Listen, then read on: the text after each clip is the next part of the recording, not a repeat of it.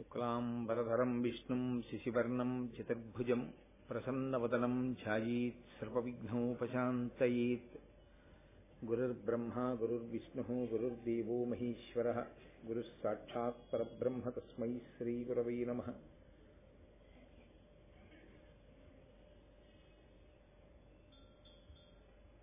వ్యాసాయ విష్ణురూపాయ వ్యాసరూపాయ విష్ణవే నమో వై బ్రహ్మనిధయే వాసిష్ఠాయ నమో నమః. కూజంతం రామ రామీతి మధురం మధురాక్షరం ఆరుహ్య కవితాశాఖాం వందే వాల్మీకికోకిలం. శ్రుతిస్మృతిపురాణానాం ఆలయం కరుణాలయం నమామి భగవత్పాదశంకరం లోకశంకరం. వాగర్ధావివ సంపృక్తౌ వాగర్ధ ప్రతిపత్తయే జగతః పితరౌ వందే పార్వతీ పరమేశ్వరౌ. సూక్తిం సమగ్రేతున స్వయమేవ లక్ష్మీః శ్రీరంగరాజమహిషీ మధురైః కటాక్షైః. వైదగ్ధ్యవర్ణగుణగుంభనగౌరవైర్యాం కండూలకర్ణకుహరాः కవయోధయంతి. హైమోర్ధ్వపుండ్రమజహన్మకుటం సునాసం మందస్మితం మకరకుండలచారుగండం. బింబాధరం బహుళదీర్ఘకృపాకటాక్షం శ్రీవేంకటేశముఖమాత్మనిసన్నిధత్తాం. విమలపటీ కమలకుటీ పుస్తకరుద్రాక్షశస్తహస్తపుటీ కామాక్షీ పక్ష్మలాక్షీ కలిత విపంచీ విభాసి వైరించీ. మనోజవం మరుతతుల్యవేగం జితేంద్రియం బుద్ధిమతాం వరిష్టం వాతాత్మజం వనరయూధముఖ్యం శ్రీరామదూతం శిరసా నమామి. ఆపదామపహర్తారం దాతారం సర్వసంపదాం లోకాభిరామం శ్రీరామం భూయో భూయో నమామ్యహం. నారాయణం నమస్కృత్య నరం చైవ నరోత్తమం దేవీం సరస్వతీం వ్యాసం తతో జయముదీరయేత్. హరి ఓం. పరమేశ్వర స్వరూపైన సభకి నమస్కారం.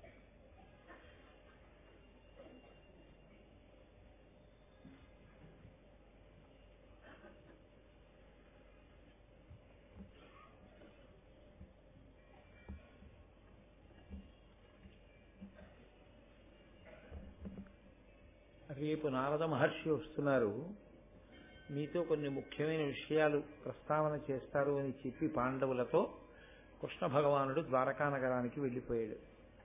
తదనంతరం ఆ మరుసటి రోజున నారద మహర్షి వచ్చారు ఇంద్రప్రస్థానికి.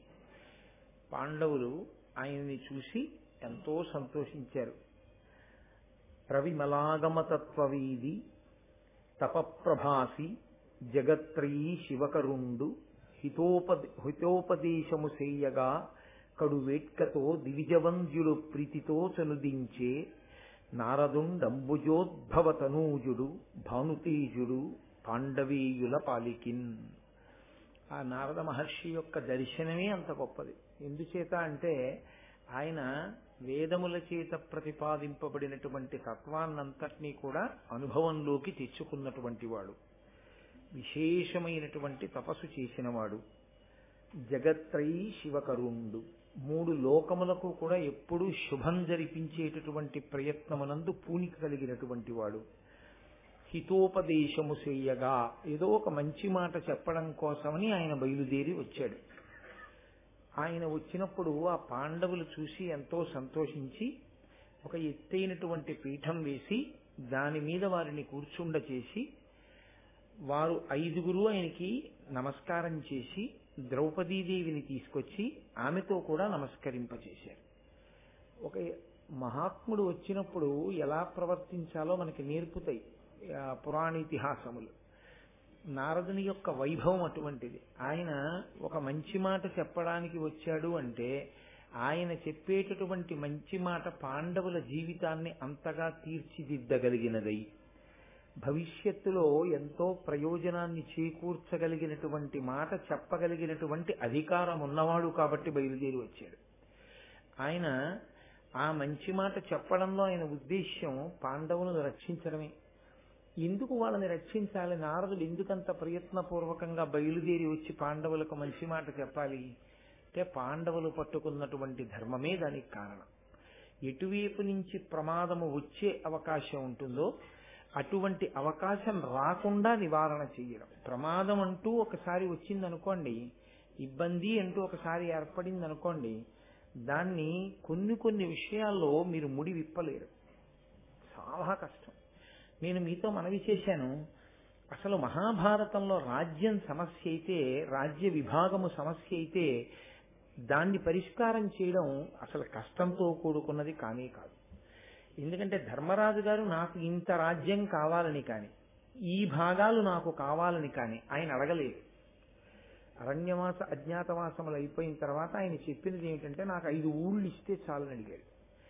5 ఊళ్ళు ఇస్తే చాలు, తృప్తి పడతాను అని ధర్మరాజు గారు అన్నప్పుడు 5 ఊళ్ళు నచ్చజెప్పి ఇప్పించారనుకోండి, అయిపోయిందంతే. మరి సమస్య ఎందుకు జటిలమైంది?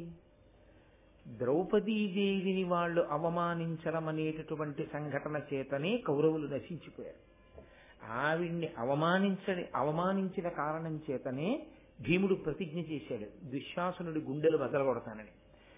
ఆవిడని తొడ చూపించి దుర్యోధనుడు వచ్చి తొడ మీద కూర్చోమని సంజ్ఞ చేసినటువంటి కారణం చేతనే దుర్యోధనుడి యొక్క తొడలు విరగ్గొడతాను అని ప్రతిజ్ఞ చేశాడు. ఇప్పుడు ఇన్ని ప్రతిజ్ఞలు ఎవరి కారణంగా వచ్చాయి? ఒక ఆడదాని కారణంగా వచ్చాయి. ఒక ఆడదాని కారణంగా వచ్చినటువంటి ఈ సమస్యలు పరిష్కారం దేనివల్ల అవుతాయి అంటే ప్రాణాలు పోవడం వల్లే అవుతాయి. అవి ఒక చోట కూర్చుని మాట్లాడుకుంటే పరిష్కారం అయ్యేవి కావు. రాజ్య సమస్య అయితే పరిష్కారం అవుతుంది. రాజ్య సమస్యని పరిష్కారం చేసేసుకుని దుర్యోధన దుశ్శాసనుల్ని సంహరించలేదనుకోండి, ద్రౌపదీదేవి కురులు ముడి వేసుకోదు. ఆవిడ ఆ కురులు అలాగే విప్పుకుని ఉంటుంది. ఆవిడ కురులు ముడి పడాలి అంటే దుశ్శాసన సంహారం జరిగి తీరాలి. ఇప్పుడు చూడండి, ఎందుకు అంత పీఠముడి పడిపోయింది భారతంలో? ఒకే కారణం, ఆడదాన్ని గౌరవించినా అంత ఉన్నతికి వెడతాడు. ఆడవారి విషయంలో చాలా చులకన భావంతో ప్రవర్తించడం చేతనైనా చిట్ట చివరికి ప్రాణాన్ని పోగొట్టుకోవలసిన స్థితి వస్తుంది. కాబట్టి తస్మాత్ జాగ్రత్త జాగ్రత్త అని భారతం మనకి సందేశాన్ని ఇస్తుంది. కాబట్టి నారద మహర్షి ఏదో చాలా దూరదృష్టితో వచ్చారు. ఎక్కడో ఏదో పెద్ద ప్రమాదం జరగబోతోంది, ఒక ఏర్పాటు ఉండకపోతే ఎక్కడి నుంచో ఒక ఇబ్బంది ఒకటి వస్తుంది. ఆ ఇబ్బంది రాకుండా ఉండాలంటే నారద మహర్షి జోక్యం చేసుకోవాలి. అందుకని వచ్చారు. ఆయన వచ్చి ఆ పాండవులు 5గురిని కూర్చోపెట్టి మాట్లాడుతున్నారు. వారు కూడా అంత గౌరవించారు, అంత మర్యాదనిచ్చారు. గురువుగారి విషయంలో శాస్త్రం ఒక మర్యాదతో కూడిన మాట చెప్తుంది. గురువుగారు ఆదేశించి కూర్చోమంటే ఏమో కానీ, గురువుగారు ఆదేశించినప్పుడు గురువుగారితో సమానంగా ఎప్పుడూ కూర్చోకూడదు. గురువుగారి కన్నా తక్కువలో మాత్రమే కూర్చోవలసి ఉంటుంది. అది దాని వలన గురువుగారికి కొత్తగా ఏదో ఒరిగిపోయిందని మీరు అనుకోకూడదు. ఆ పూజ్య భావన మిమ్మల్ని పెంచుతుంది, పైకెత్తుతుంది. నేను మీతో చాలా మార్లు మనవి చేశాను, ఎవడు పూజని జాగ్రత్తగా చేస్తాడో, ఎవడు పూజ యొక్క అంతరార్థమును గుర్తిరిగి చేస్తాడో వాడు పూజనీయుడవుతాడు. నిన్న భీష్ముడు అదే అంటాడు, ఒకరిని పూజించారు అంటే కారణం ఏమిటి? కేవలము కీర్తి చేతనే పూజిస్తారు. కీర్తి లేనివాడు పూజార్హుడు కాలేడు. ఎక్కడికి వెళ్ళినా గౌరవింపబడడానికి కారణం కేవలము వారు సంపాదించుకున్న కీర్తి కారణంగా ఉంటుంది. శరీరం పడిపోయినా ఆ వ్యక్తికి ఇచ్చేటటువంటి గౌరవం ఆయన శరీరంతో ఉన్నప్పుడు సంపాదించుకున్న కీర్తి కారణమై ఉంటుంది. కాబట్టి అహరహము కీర్తి నశించిపోకుండా ఉండడానికి వీలైన రీతిలో అశిధారావ్రతంగా మనుష్యుడు తన జీవితాన్ని చక్క చేసుకుని చక్కగా ప్రవర్తించవలసి ఉంటుంది. ఆ నడవడిని నేర్చుకోవలసి ఉంటుంది, జాగ్రత్తగా దిద్దుబాటు చేసుకోవాలి. ఆ వినయం, ఆ మర్యాద పాండవుల దగ్గర లేదనుకోండి, వచ్చిన వారు వచ్చినట్టు వెళ్ళిపోతారు నారద మహర్షి. మరి పాత్రతకి అది గుర్తు. నారదుడు చెప్పడానికి వచ్చాడు, కానీ పాండవులకు ఆ పాత్రత ఉందా? వాళ్ళు తమ నడవడి చేత నిరూపించుకున్నారు. ఇప్పుడు నారద మహర్షి అన్నారు వాళ్ళని కూర్చోపెట్టి, సర్వధర్మజ్ఞులు ర్వీష పూజ్యులు అన్యోన్య నిత్య సౌహార్దయుతుల అగణిత గుణ యుక్తి బొగడంగా తనువార ఇట్టి మీకేవురకిప్పుడు ద్రుపదసుత ఒక్కతియ ధర్మమతి ధర్మపత్ని అయినది. ఈ క్రమంబు లోకాగమంబులందు విరుద్ధము. ఈ సుందరి కారణంబున మీకు విప్రీతి పుట్టకుండనుండవలయు. ప్రియ సహోదరులు తొల్లి సుందోపసుందులొక్క యువతి కడరి విగ్రహించి అసురవీరులు తమలోన పొడిచి మృత్యు నిలయమునకు చనిరి. ఆయన అన్నారు, ఇన్నాళ్ళు మీ 5గురి మధ్య అభిప్రాయ భేదం రావడానికి కారణం లేదు, చాలా సమైక్యంగా ఉన్నారు. 2 అభిప్రాయ భేదాన్ని తెచ్చుకోవడానికి కారణం లేకపోయినా కల్పించుకుని దెబ్బలాడుకునే వాళ్ళు ఉంటారు. మీ యందు ఆ మనస్థితి లేదు. మీరు విశేషమైనటువంటి సౌహార్దత కలిగినటువంటి వారు, ఒకరి పట్ల ఒకరికి అంతటి ప్రేమ ఉంది 5గురికి. కానీ ఇప్పుడు మీ జీవితాల్లోకి ఒక గొప్ప అదృష్టంతో పాటే ఒక సమస్య కూడా ప్రవేశించింది. గొప్ప సుందరాంగి అయినటువంటి భార్య 5గురికి ఒక్కతే. ఇంకా ఇప్పటికీ ధర్మరాజు గారికి వేరు భార్య లేదు. భీముడు హిడింబని చేసుకున్నా ఆమె కుమారుడితో కలిసి ఉత్తర దిక్కుకు వెళ్ళిపోయింది, హిమాలయాలకి. అప్పటికి ఇంకా అర్జునుడు వేరొక వివాహం చేసుకున్నట్లు కానీ, నకుల సహదేవులు వేరొక వివాహం చేసుకున్నట్లు కానీ లేదు. కాబట్టి 5గురికి ఆమె ఒక్కతే భార్య. 5గురికి ఒక్కతే భార్య అయిన కారణం, ఆ కారణం వల్ల ఏదైనా మీ మధ్య దెబ్బలాట అంటూ వస్తే దాని పరిష్కారము మరణమునందే ఉంటుంది. కాబట్టి ముందరుల మధ్య పగ ఎంత దూరం పెడుతుందంటే చంపుకోవడమే, వినా మార్గం లేని స్థితికి వెళ్ళిపోతుంది. మేము అన్నదమ్ములం కదా, అలా ఎందుకు అవుతాం అంటారేమో. పూర్వం ఆడదాని కారణం చేతే సుందోపసుందులనబడేటటువంటి అన్నదమ్ములిద్దరూ ఒకరితో ఒకరు యుద్ధం చేసుకుని పొడుచుకుని చనిపోయారు. కాబట్టి మీ 5గురి జీవితంలో ద్రౌపదీదేవి వలన మీరు దెబ్బలాడుకునే రోజు రాకూడదు. అలా రాకుండా ఉండాలి అంటే మీలో మీకు ఒక కట్టుబాటు, ఒక ఏర్పాటు, ఒక పద్ధతి, ఒక నియమం ఏర్పాటు చేయబడి ఉండాలి. మీరు ధర్మమునకు కట్టుబడేటటువంటి వాళ్ళు కనుక. ఎందుకంటే ఇది అలౌకికమైనటువంటి వివాహం. లోకరీతి ఎలా ఉంటుందో అలా లేదు మీ వివాహం. మీది ఆశ్చర్యజనకమైన వివాహం. కాబట్టి ఇది ఇతరత్ర ఇబ్బందుల్ని ఏ కారణం చేత తేకూడదు. ఇప్పుడు పాండవుల యొక్క మనస్తత్వంలో దోషం ఉందని కాదు, ద్రౌపదీదేవి యొక్క మంచితనంలో దోషం ఉందని కాదు, వారి మధ్య అభిప్రాయ భేదాలు కల్పించడానికి ప్రయత్నం చేసేటటువంటి వ్యక్తులున్నారని నారదుడు గ్రహించారు.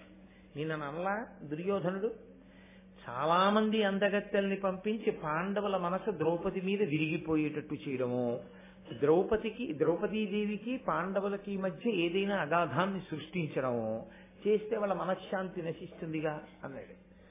అలా జరగకుండా ఉండాలని నారద మహర్షి బయలుదేరి వచ్చారు. ఆ సుందోపసుందులు ఎవరు అని అడిగారు. పూర్వం దితి కడుపున హిరణ్యకశిపుడు పుట్టాడు. ఆ హిరణ్యకశిపుడికి నికుంభుడు అనే రాక్షసుడు, ఆ నికుంభుడికి సుందోపసుందులు అని 2 కొడుకులు. సుందుడు, ఉపసుందుడు, వాళ్ళ పేరు సుందోపసుందులు అని కలిపి చెప్తారు. వాళ్ళిద్దరిది ఒక్కటే మాట, అంత అన్యోన్యంగా ఉండేవారు. వాళ్ళు రాక్షసులు కానివ్వండి, ఇంకొకటి కానివ్వండి, అన్నదమ్ములు కలిసి ఉండడం అనేటటువంటి విషయం మాత్రం చాలా గొప్ప విషయం. అది కేవలముగా నోటితో చెప్పడానికి వీలైనంత తేలికైన విషయం మాత్రం ఒక్కనాటికి కాదు. నేను మీతో యథార్థం మనవి చేస్తున్నాను.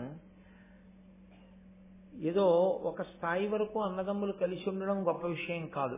చదువుకునే రోజుల్లోనో లేకపోతే పెళ్లిళ్ళు అవ్వకముందో పెళ్ళైన కొత్తల్లోనో కలిసి ఉంటారు బానే. చాలా తొందరగా విడిపోయేటటువంటి అనుబంధాలు ఏమైనా ఉంటే అన్నదమ్ముల మధ్యనే కొట్లాట్లు వచ్చేస్తాయి. వచ్చేసి ఈ ఇంటి మీద కాకి ఆ ఇంటి మీద వాలదు. అన్నగారు వస్తే తమ్ముడు పలకరించాడు, తమ్ముడిని పలకరించే ధార్మికుడు అన్నగారైనా ఆయనకు అవకాశం ఉండదు. ఒక్కొక్క చోట ఉండక అన్నదమ్ముల మధ్య పొరపచ్చాలు పెరిగిపోతాయి. అన్నగారెంత ధార్మికుడు కానివ్వండి, తమ్ముడెంత మంచివాడు కానివ్వండి, అన్న తమ్ముడి దగ్గరికి తమ్ముడు అన్న దగ్గరికి వెళ్ళకపోవడమే ఆ అన్నదమ్ముల గౌరవం పాడవడానికి కారణం అవుతుంది. వాళ్ళు ఎంత మంచి వాళ్ళైనా కానివ్వండి వ్యక్తిగతంగా, ఏమిటోనండి మరి ఇంతమంది గౌరవిస్తారు, ఆ అన్నగారిని తమ్ముడు గౌరవించాడు. ఏమిటోనండి ఆ తమ్ముడు అంత మంచివాడు అని అందరూ అంటారు, ఎందుకో ఈ అన్నగారు మాత్రం ఆ తమ్ముడి దగ్గరికి వెళ్ళడు. చాలదా కీర్తి మార్చిపోవడానికి? చాలదా బాధపడడానికి? ఇది చాలా చిత్రంగా ఉంటుంది. అందులో 50 సంవత్సరములో 60 సంవత్సరములో వచ్చిన తర్వాత దెబ్బలాడుకోవడం అంత అర్ధరహితమైన విషయం లోకంలో ఇంకోటి ఉండదు. ఎందుకంటే స్వతంత్ర్యంగా మనుష్యుడు తన తమ్ముడింటికో తన అన్నగారింటికో వెళ్ళాలి అంటే ఈ రోజుల్లో ఉన్న పరిస్థితిని ఆలోచిస్తే 65 సంవత్సరముల వయస్సు వచ్చే వరకు మాత్రమే అలా వెళ్ళగలడు. ఒంట్లో ఓపిక ఉంటుంది అని మీరు ఊహించగలరు. ఆ పైన ఉంటే అది ఈశ్వరానుగ్రహం. 65 సంవత్సరముల వరకు వెళ్ళగలడు అనుకుంటే 50 ఏళ్ళు వచ్చినవాడు అన్నదమ్ములతో దెబ్బలాడుకుంటే వాడింక వెళ్ళగలిగినది స్వతంత్రంగా 15 ఏళ్ళు. 15 ఏళ్లలో వీడు 15 ఏళ్ళు వెళ్ళి తమ్ముడి దగ్గర కూర్చోడుగా. ఆయన ఊళ్ళో ఉంటాడు, ఈయన ఊళ్ళో ఉంటాడు. ఏడాదికి మహా వెడితే ఒక 5 రోజులు వెళ్తాడు. ఇద్దరూ కలిసి ఉండేది 5 రోజులు ఏడాదికి. 15 5లు 75 రోజులు. అంటే ఇంకా ఆ శరీరంతో వాళ్ళు ఉండగా ఒక తల్లి కడుపున ఒక తండ్రి కడుపున పుట్టినందుకు అన్న తమ్ముడు అని పరస్పరం కౌగిలించుకొని సంతోషంగా కూర్చుని, ఒరే అన్నయ్య నీకు దోసకాయ పప్పు ఇష్టం రా అని తమ్ముడు దోసకాయ పప్పు చేయించి ఇద్దరూ కలిసి అన్నం తింటూ సంతోషపడిపోయేటటువంటి మధుర క్షణాలు. దానికి కోట్లక్కర్లేదు. అన్నగారికి ఏది ఇష్టమో తమ్ముడికి తెలుసు, తమ్ముడికి ఏది ఇష్టమో అన్నగారికి తెలుసు. వాళ్ళిద్దరి మధ్య ప్రీతికి కోట్లు లక్షలు వేలు ఖర్చు పెట్టక్కర్లేదు. దానికి ఏ విధమైనటువంటి ప్రత్యేకతలు అక్కర్లేదు. అలా 4 అడుగులేసి వచ్చేటప్పుడు ఒరేయ్ నీకు జామకాయ దోరకాయ ఇష్టమని పట్టుకొచ్చాను రా అని అన్నయ్య ₹1 ఇట్టి పట్టుకొచ్చిన దోర జామకాయని, అన్నయ్య ఎంత గుర్తు పెట్టుకు తెచ్చావన్నయ్య నాకు దోర జామకాయలు ఇష్టమని ఆ తమ్ముడు కొరుక్కు తింటుంటే చూసి మురిసిపోయిన అన్నగారు, అన్నయ్య నీకు దోసకాయ పప్పు ఇష్టమని దోసకాయలు తెప్పించానన్నయ్య 1 అరకిలో, ₹3 పెట్టి తెప్పించిన దోసకాయలతో వేసిన పప్పు అన్నయ్య తింటుంటే మురిసిపోయిన తమ్ముడు, ఆ తల్లిదండ్రులు కట్టుకున్న ఇంటికి మంగళ తోరణాలు. ఆ ఐకమత్యత ఉందే అది కనురాపు కల్పిస్తుంది. బా ఇంత వయసులో చూడండి ఆ అన్నదమ్ములు ఇద్దరు రామలక్ష్మణుల్లో ఎలా ఉంటారో, ఎంత ప్రేమండి ఇద్దరికి.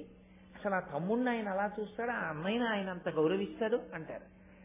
అలా అన్నదమ్ములు అనిపించుకోవడం చాలా చాలా గొప్ప విషయం. కొట్టుకు చచ్చిపోవడానికి పెద్ద కారణాలు ఎందుకండి? ఏమీ అక్కర్లేదు. అసలు ఏ కారణానికి అన్నయ్య మొహం తమ్ముడు చూడడో తెలియదు, ఏ కారణానికి తమ్ముడు అన్నయ్యను రానివ్వడో తెలియదు. అలా లేవు కొన్ని జీవితాలు ఉంటాయి. అది శోభస్కరం కాదు, అది మంగళప్రదం కాదు, అది గర్వంగా చెప్పుకోవడానికి తగిన లక్షణం కాదు. అది ఎప్పుడైనా తలుచుకున్నప్పుడు గుండెల్లో గుచ్చుకున్న ముళ్ళు. కానీ అన్నదమ్ములు కలిసి ఉండడం చాలా సౌభాగ్యహేతువు. అలా మీరు కలిసి ఉండాలి, మీరు విడిపోకూడదు. అది రాక్షసులే కానివ్వండి, దైవతలే కానివ్వండి, మనుష్యులే కానివ్వండి, అన్నదమ్ములు కలిసి ఉండడమే అంత గొప్ప విషయం. అన్నదమ్ములు కలిసి ఉండడం అంటే అందరూ ఒక ఇంట్లోనే ఉండాలని కూడా ఏం నియమం లేదు. ఎవరి ఇంట వారున్నా, ఎవరి ఊర్లో వారున్నా కలుసుకున్నప్పుడు ఆ ఆప్యాయతతో కలుసుకోగలిగితే చాలు. ఆ పరిమితిలో వాళ్ళు అలా ఆనందించగలిగినా చాలా సంతోషం. కాబట్టి సుందోపసుందులు రాక్షసులు కావచ్చు, కానీ వాళ్ళ ఐకమత్యత అటువంటిది.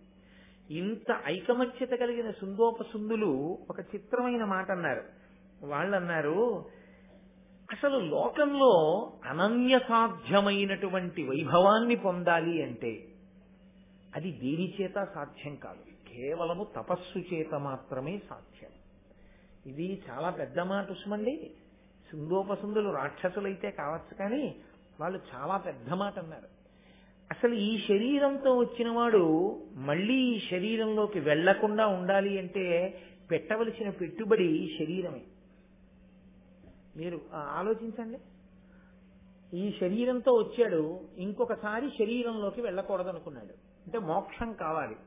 ఇప్పుడు వాడు దేన్ని పెట్టుబడి పెట్టాలి? ఈ శరీరాన్నే పెట్టుబడి పెట్టాలి. పెట్టి శీతాకాలం అని చూడకుండా తలస్నానం చేయాలి, వేసవి కాలం అని చూడకుండా కాళ్ళు కాలుతున్నా శ్రీకాళహస్తిలో తడబడకుండా ప్రదక్షిణం చేయగలగాలి. ఈ శరీరం డస్సిపోతోంది, ఈ శరీరానికి ఇబ్బంది వచ్చేస్తోంది, ఈ శరీరం ఏమైపోతుందో అని బెంగ పెట్టేసుకున్నవాడు అసలు ఈ శరీరాన్ని పెట్టుబడి పెట్టకుండా ఈశ్వరుణ్ణి ఎలా చేరుకుంటాడు? కుదరదు. చాలా లాభం రావాలనుకున్న వ్యాపారస్తుడు ముందు తన ఇంట్లో ఉన్న డబ్బు తీసే పెట్టుబడి పెట్టాలి. మా ఇంట్లో డబ్బులు పెట్టుబడి పెట్టండి, నాకు లక్షలు కావాలండి అన్నవాడికి ఎలా వస్తాయి లక్షలు? రావు. ముందు తన ఇంట్లో బీరువాలోంచి డబ్బులు తీసుకొచ్చి పెట్టుబడి పెట్టాలి. ఈశ్వరానుగ్రహం కావాలనుకున్నవాడు ముందు దీంతోనే ధర్మాచరణం చేయవలసి ఉంటుంది. దీనికి భోగం కావాలి అనుకుంటే, నువ్వు ఐశ్వర్యం పొందాలి అనుకుంటే దీనితోనే నువ్వు పుణ్యం చేయవలసి ఉంటుంది. దీనితో పుణ్యం చేయడంలో అంతర్భాగంగా ఇది ఖేదపడుతుంది. ఇది ఇబ్బంది పడకుండా పుణ్య సాధన సాధ్యం కాదు. ఏ కష్టమూ పడకుండా నువ్వు ఈశ్వరుడి యొక్క అనుగ్రహాన్ని పొందేద్దాము అంటే అది అంత తేలికైనటువంటి విషయం కాదు. కాబట్టి ఆయన అన్నాడు, అనితర సాధ్యమైన భోగమునకు కాని, లేదా అసలు సృష్టిలో ఏదైనా మహోత్కృష్టమైన కోరిక తీరడానికి కాని హేతు ఒక్కటే, తపస్సు చేయగలుగుటయే. తపించాలి ఈశ్వరుడి గురించి. కాబట్టి ఒరే తమ్ముడు, మనం గొప్ప కోరికలు కోరుదాం, వాటి కోసం తపస్సు చేద్దాం, వస్తావా అన్నాడు. అన్న ఏం చెప్తే తమ్ముడికి అది. కాబట్టి అలాగే అన్నయ్య అన్నాడు. ఇద్దరూ కలిశారు, వింధ్య పర్వతం యొక్క గుహలోకి వెళ్ళారు. ఎంత తపస్సు చేశారో తెలుసా అండి. ఈ శరీరము దేని నుంచి విముఖంగా ఉంటే భోగమని పిలుస్తుందో దానికి అనుకూలంగా పెట్టి ఖేదం కల్పించారు. మీరు చూడండి, బయట వాతావరణం వేడిగా ఉందనుకోండి, దీంట్లో చల్లటిది పోశారనుకోండి సుఖం. బయట వాతావరణం చల్లగా ఉందనుకోండి, దీంట్లో వేడిగా ఉండేది పోశారనుకోండి, దీనికి సుఖం. బయట బాగా చల్లగా ఉందనుకోండి, దీని మీద వేడి నీళ్లు పోస్తే సుఖం. బయట చాలా వేడిగా ఉందనుకోండి, దీని మీద చల్లటి నీళ్లు పోస్తే సుఖం. బయటి వాతావరణం ఎలా ఉంటుందో దానికి వ్యతిరేకంగా ఉంచితేనే భోగం కల్పించినట్టు అని చెప్తూ ఉంటుంది మనసు ఎప్పుడు. కానీ వాళ్ళు ఏం చేశారంటే, ఇది ఖేదపడిపోయినా పర్వాలేదు, ఈశ్వరుడి యొక్క అనుగ్రహం మాకు కావాలి. ఇక్కడే చిన్న తేడా వల్ల నశించిపోతారు రాక్షసులు. కాబట్టి శీతాకాలంలో నీటిలో, వర్షాకాలంలో నీటిలో తల ఇలా పైకెత్తి చూస్తూ కొన్నాళ్ళు ఇలా తల కిందకి దించుకుని మాత్రమే ఉండిపోయి, అదేమంత తేలిక విషయం కాదు. తల చాలాసేపు మీరు ఇలా కిందకి దించి అలా ఉండలేరు. కొంతసేపటికి ఇదంతా నొప్పి వచ్చేస్తుంది. అలా తల దించుకుని ఉండి కొన్ని సంవత్సరాలు, రెండు చేతులు పైకెత్తి ఉంచేసి కొన్ని సంవత్సరాలు, ఒంటికాలు మీద నిలబడి కొన్ని సంవత్సరాలు, ఇలా బయట అసలు ఆహారం తీసుకోవడం మానేసి గాలిని భక్షిస్తూ కొన్ని సంవత్సరాలు తపస్సు చేస్తే వాళ్ళ యొక్క ఆ బ్రహ్మస్థానంలోంచి తపో ధూమము పైకి వచ్చి అది వింధ్య పర్వత గుహలోంచి పైకి వచ్చి ఆకాశాన్ని కప్పింది. కప్పితే దేవతలు బ్రహ్మగారి దగ్గరికి వెళ్ళారన్నారు, అనితర సాధ్యమైన తపస్సు చేశారు సుందోపసుందులు, కాబట్టి వాళ్ళని అనుగ్రహించమన్నారు. చతుర్ముఖ బ్రహ్మగారు ప్రత్యక్షమయ్యారు. ఇది ఒక భక్తుడైతే ఏమంటాడంటే, నీ పాదముల ఎడ విస్మృతి లేని భక్తిని నాకు కృప చెయ్యి అని అడుగుతాడు. అంతే, ధన్యుడైపోతాడు. ఏ శరీరాన్ని ఇంత కష్టపడి అడ్డుపెట్టి వీళ్ళు వ్యాపారంగా చేశారో, అంత కష్టపడి ఆ తపస్సు చేశారో దాన్ని నిజంగా వ్యాపారం చేసుకుంటారు. ఇప్పుడు ఆ వచ్చిన బ్రహ్మగారిని వాళ్ళు ఏమడిగారంటే, మాకు కొన్ని కోరికలు ఉన్నాయి, కోరిన రూపం మాకు వచ్చేయాలి. ఇది లోకంలో ఇదో గమ్మత్తు. ఇలా ఉన్నాడు అనుకోండి, నేను సర్వోత్కృష్టమైనటువంటి ప్రాణిరా, నేను మనుష్యుణ్ణిరా అని వాడు తృప్తి పడ్డాం. వాడికి ఏదో ఒక దిక్కుమాలిన కోరిక పుడుతుంది. అలా అది ఉంది చూసావా, దానిలో నేను ఉంటే ఎలా ఉంటుందని. ఈ కోరిక వల్లే మనిషి ఏం చేశాడో తెలుసా అండి, సృష్టిలో ఉన్న ప్రతి జీవరాశిలోనూ ఉన్నటువంటి ప్రతి జీవిలో ఉన్నటువంటి ఉత్కృష్టమైన లక్షణం ఏదుందో దాన్ని తెచ్చి వాడుకున్నవాడు మనుష్యుడు ఒక్కడే. మీరు గమనించండి. ఏనుగుంది, దాని దంతం తెచ్చి బొమ్మలు చేసుకునేవాడు మనుష్యుడే. గుర్రం ఉంది, దాని మీద ఎక్కి స్వారీ చేసేవాడు మనుష్యుడు ఒక్కడే. ఆవు ఉంది, దాని పాలు తెచ్చుకుని అభిషేకం చేసుకునేవాడు మనుష్యుడే. గేదె ఉంది, దాని పాలు తెచ్చుకుని తోడు పెట్టుకు పెరుగు తినేవాడు మనుష్యుడే. జింక్ ఉంది, దాని చర్మం తెచ్చుకుని వేసుకుని జపం చేసుకునేవాడు మనుష్యుడే. పులితోలు మీద కూర్చునేవాడు మనుష్యుడే. ఏనుగెక్కి ఆ అంబారీ మీద కూర్చుని యుద్ధానికి వెళ్లేవాడు, గజారోహణ సత్కారాన్ని పొందేవాడు మనుష్యుడే. ఒక నెమలుంది, దాని ఈకలు తెచ్చి ఇంట్లో అందంగా పెట్టుకుని నెమలి నాట్యం చేస్తుంటే సంతోషపడిపోయేవాడు మనుష్యుడే. పక్షుల్ని తీసుకొచ్చి పంజరాల్లో పెట్టేవాడు మనుష్యుడే. ఆఖరికి కస్తూరి మృగం కస్తూరి తెచ్చుకుని ఒంటికి రాసుకుని పొంగిపోయేవాడు మనుష్యుడే. ఇది ఒక జీవికున్న ప్రత్యేకతని వేరొక జీవి తన భోగానికి వాడుకోదు లోకంలో. ఇది ఏ జీవికి ఉండదు. మీరు చూడండి, ఏనుక్కి దంతం ఉంది, ఈ దంతం పట్టుకెళ్ళి నా గూట్లో పెట్టుకుంటానని చిలక పట్టుకెళ్ళదు. చిలకకి అందమైన ఎర్రటి ముక్కుండి అందంగా అరుస్తూ పండు కొరుకుతూ ఒకరన్న మాటని అనుకరించగలిగిన లక్షణం చిలకకుంటుంది. అలాగని పక్క కొమ్మ మీదున్న కాకి చిలకనెప్పుడు నువ్వు కావు కావును అను అని నేర్పదు. మనిషి తెచ్చి పంజరంలో పెట్టి మాటలు నేర్పుతాడు చిలక్కి.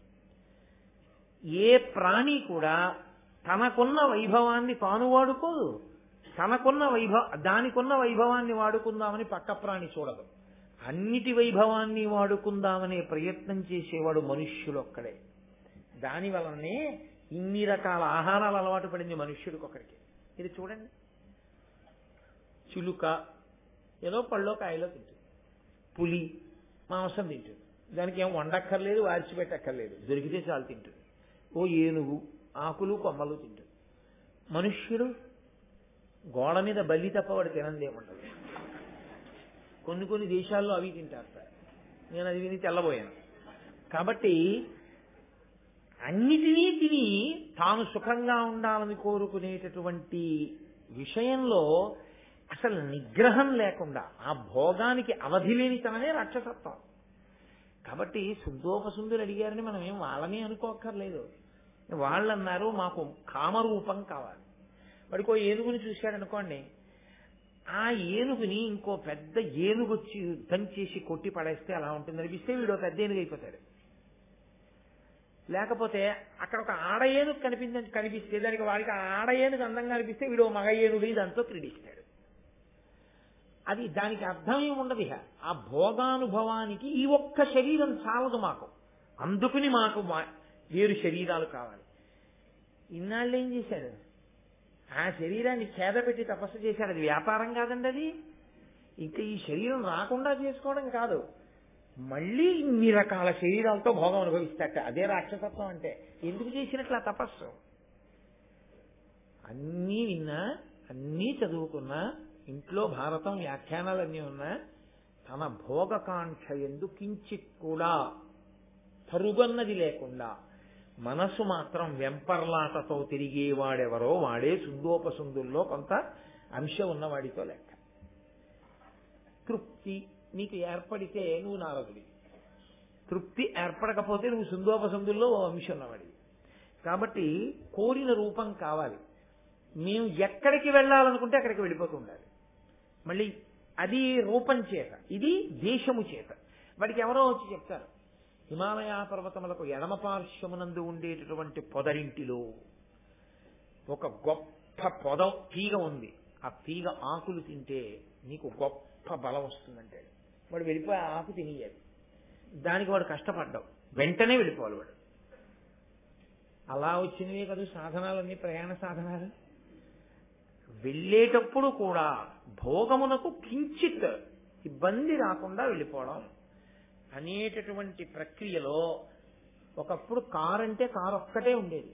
ఆ తర్వాత కారు ఏసీ కారు అయింది. ఆ తర్వాత ఏసీ కారు ఆడియోతో తయారైంది. ఆ తర్వాత ఏసీ కారులో ఆడియో విత్ వీడియో, వెనకాతల కూర్చుని అలా స్క్రీన్ మీద చూస్తూ సినిమా చూస్తూ వెళ్ళిపోవచ్చు. ఆ తర్వాత సెల్ ఫోన్ పొరపాటున ఛార్జింగ్ అయిపోతే అందులోనే పెట్టేసుకోవడానికి ఛార్జర్ వచ్చేసింది. నీకు వినపడి బాధపట్టక్కర్లేదు, నువ్వు అద్దాలు వేసుకుంటుంటే వీధిలో వాళ్ళ చెవులు పగిలిపోయేలా హారలు కొట్టచ్చు. ఇన్ని భోగాలు కావాలో అన్ని భోగాలు అందులో ఉన్నాయి. ఇన్ని భోగములు అందులో ఉన్నప్పుడు మనసుకి ఏకాగ్రత ఎందుకుంటుంది? అందులో టీవీ ఉంది, నీకు రోడ్డు కనపడుతుందా? అందులో పాట ఉంది, నీ మనసు నిలబడుతుందా? అందులో సెల్ ఫోన్ ఉంది, నీ దృష్టి స్టీరింగ్ మీద ఉంటుందా? కాబట్టి అన్నీ ఉన్న కారు రోడ్డు మీద పక్కన పడిపోతుంది. అది ఎక్కిన ఈయన ఇంటెన్సివ్ కేర్ యూనిట్లో ఉంటాడు. నిగ్రహం లేకపోతే వచ్చే ప్రమాదం. దాన్ని ఎలా వాడుకోవాలో అలా వచ్చిందనుకోండి, అది వేరే విషయం. కాబట్టి గమనము, మాయారూపమును మేము ధరించగలిగి ఉండాలి. నాలుగోది ఏమిటో తెలుసా? ఇన్ని ఉన్నాయి, నీకు ఇచ్చేసానన్న తర్వాత నీకు చచ్చిపోతే అందులో చావు రాకూడదు, అసలు ఈ శరీరం పడిపోకూడదు. ఇందుకు ఇంత కష్టపెట్టి తపస్సు చేసింది, అది విచిత్రం. అసలు మేము చచ్చిపోకూడదు బ్రహ్మదేవ అంటే ఆయన అన్నాడు, అలా కుదరదులేవయ్యా, చచ్చిపోకపోవడం అన్నది వదిలేయి, అసలు ఇవ్వలేదు ఎవరది. అది ప్రకృతి పరిణామం, పడిపోవాలి ప్రతి ప్రాణి కూడా. కానీ ముందు 3 ఇస్తాను తీసుకో అంతే. వాడికి ఇంకేం కావాలండి 3 ఇచ్చేస్తే? ఉత్తర క్షణం ఎక్కడెక్కడ ఉన్న భోగములను అనుభవించాలి. అన్ని భోగముల కన్నా ఎక్కువ భోగములు ఎక్కువ ఉంటాయి అంటే స్వర్గలోకంలో ఉంటాయి. అందుకని వీళ్ళందరూ ఎప్పుడు ఎక్కడికి పోతారంటే స్వర్గలోకం మీద దాడికి పోతారు రాక్షసులందరూ. కాబట్టి ఆ స్వర్గలోకం మీదకి వెళ్ళాడు, అందరినీ ఇబ్బంది పెట్టేశాడు. ఎవరైనా ఒకవేళ వేదము అన్నా, ఈశ్వరుడు అన్నా, యజ్ఞము అన్నా, యాగము అన్నా వాళ్ళని పట్టారు, బంధించారు, తీసుకొచ్చారు, కారాగారంలో పెట్టేశారు. నాకన్నా ఈశ్వరుడు ఎవడన్నాడు. ఇంకా దాంతో వ్యక్తి పూజ మొదలు పెట్టాడు, నానా అల్లరి పెట్టడం మొదలు పెట్టాడు. ఆఖరికి వాడి కోరిక ఎంత దూరం వెళ్ళిపోయిందంటే వాడు అరణ్యంలో ఏనుగుల మధ్య ఏనుగై, పులుల మధ్య పులయి, సింహాల మధ్య సింహమై వాటిని కూడా బాధపెట్టేవాడు. నేను యథార్థం చెప్తున్నాను, భారతంలో ఉంది, మీరు కావాలంటే చదవండి. కాబట్టి వీడికి ఉన్న శక్తులన్నీ ఎందుకు పనికొచ్చాయంటే వీళ్ళు తప్ప మిగిలిన వాళ్ళని బాధ పెట్టడానికి పనికొచ్చాయి. ఆ స్థితిలో దేవతలందరూ వెళ్ళి బ్రహ్మగారికి చెప్పారు, అయ్యా వీళ్ళిద్దరు ఎలా చచ్చిపోతారు, అసలు వీళ్ళిద్దరు చచ్చిపోయే మార్గం ఏమైనా ఉందా అన్నారు. అంటే బ్రహ్మగారు ఒకసారి ఆలోచించి ఆయన అన్నాడు, విశ్వకర్మ దేవతల యొక్క శిల్పి, ఆయన్ని పిలిచి లోకంలో ఇప్పటి వరకు లేనటువంటి గొప్ప అందగత్తెని సృజించు. ఆయన తిలానుమణికోటి సంఘటిత దివ్య దేహంబుతో తిలోత్తమ అనంగ ఒక్క యువతీ లలామంబు ఉత్పలాక్షినరించే సర్వగుణభాసి రూప క్రియా కళావిదుడు విశ్వకర్మ తన కౌశలం బెర్పడన్.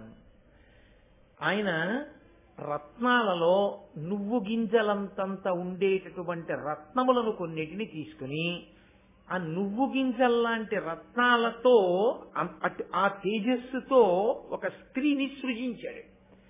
ఇప్పుడు ఆమె సౌందర్యం ఎలా ఉందంటే ఆమె బ్రహ్మగారికి ప్రదక్షిణం చేద్దామని ప్రదక్షిణం చేస్తోంది. బ్రహ్మగారికి ముందు తలకాయ ఒకటి ఉంది. అప్పుడు ఆయన ఇలా చూశాడు, చూసి అయ్య బాబోయ్, ఏదో అందగత్తిని సృజించమంటే ఇంత అందగత్తిని సృజించాడేమిటని, బ్రహ్మగారంతటి వాడు నేనెప్పుడూ చేయలేదు ఇలాంటి సృష్టి, ఇంత గొప్ప సృష్టి అని ఆవిడ ప్రదక్షిణం చేస్తుంటే సృష్టికర్త తెల్లబోయాడు, ఇలాంటి స్త్రీని ఎలా సృష్టించాడని.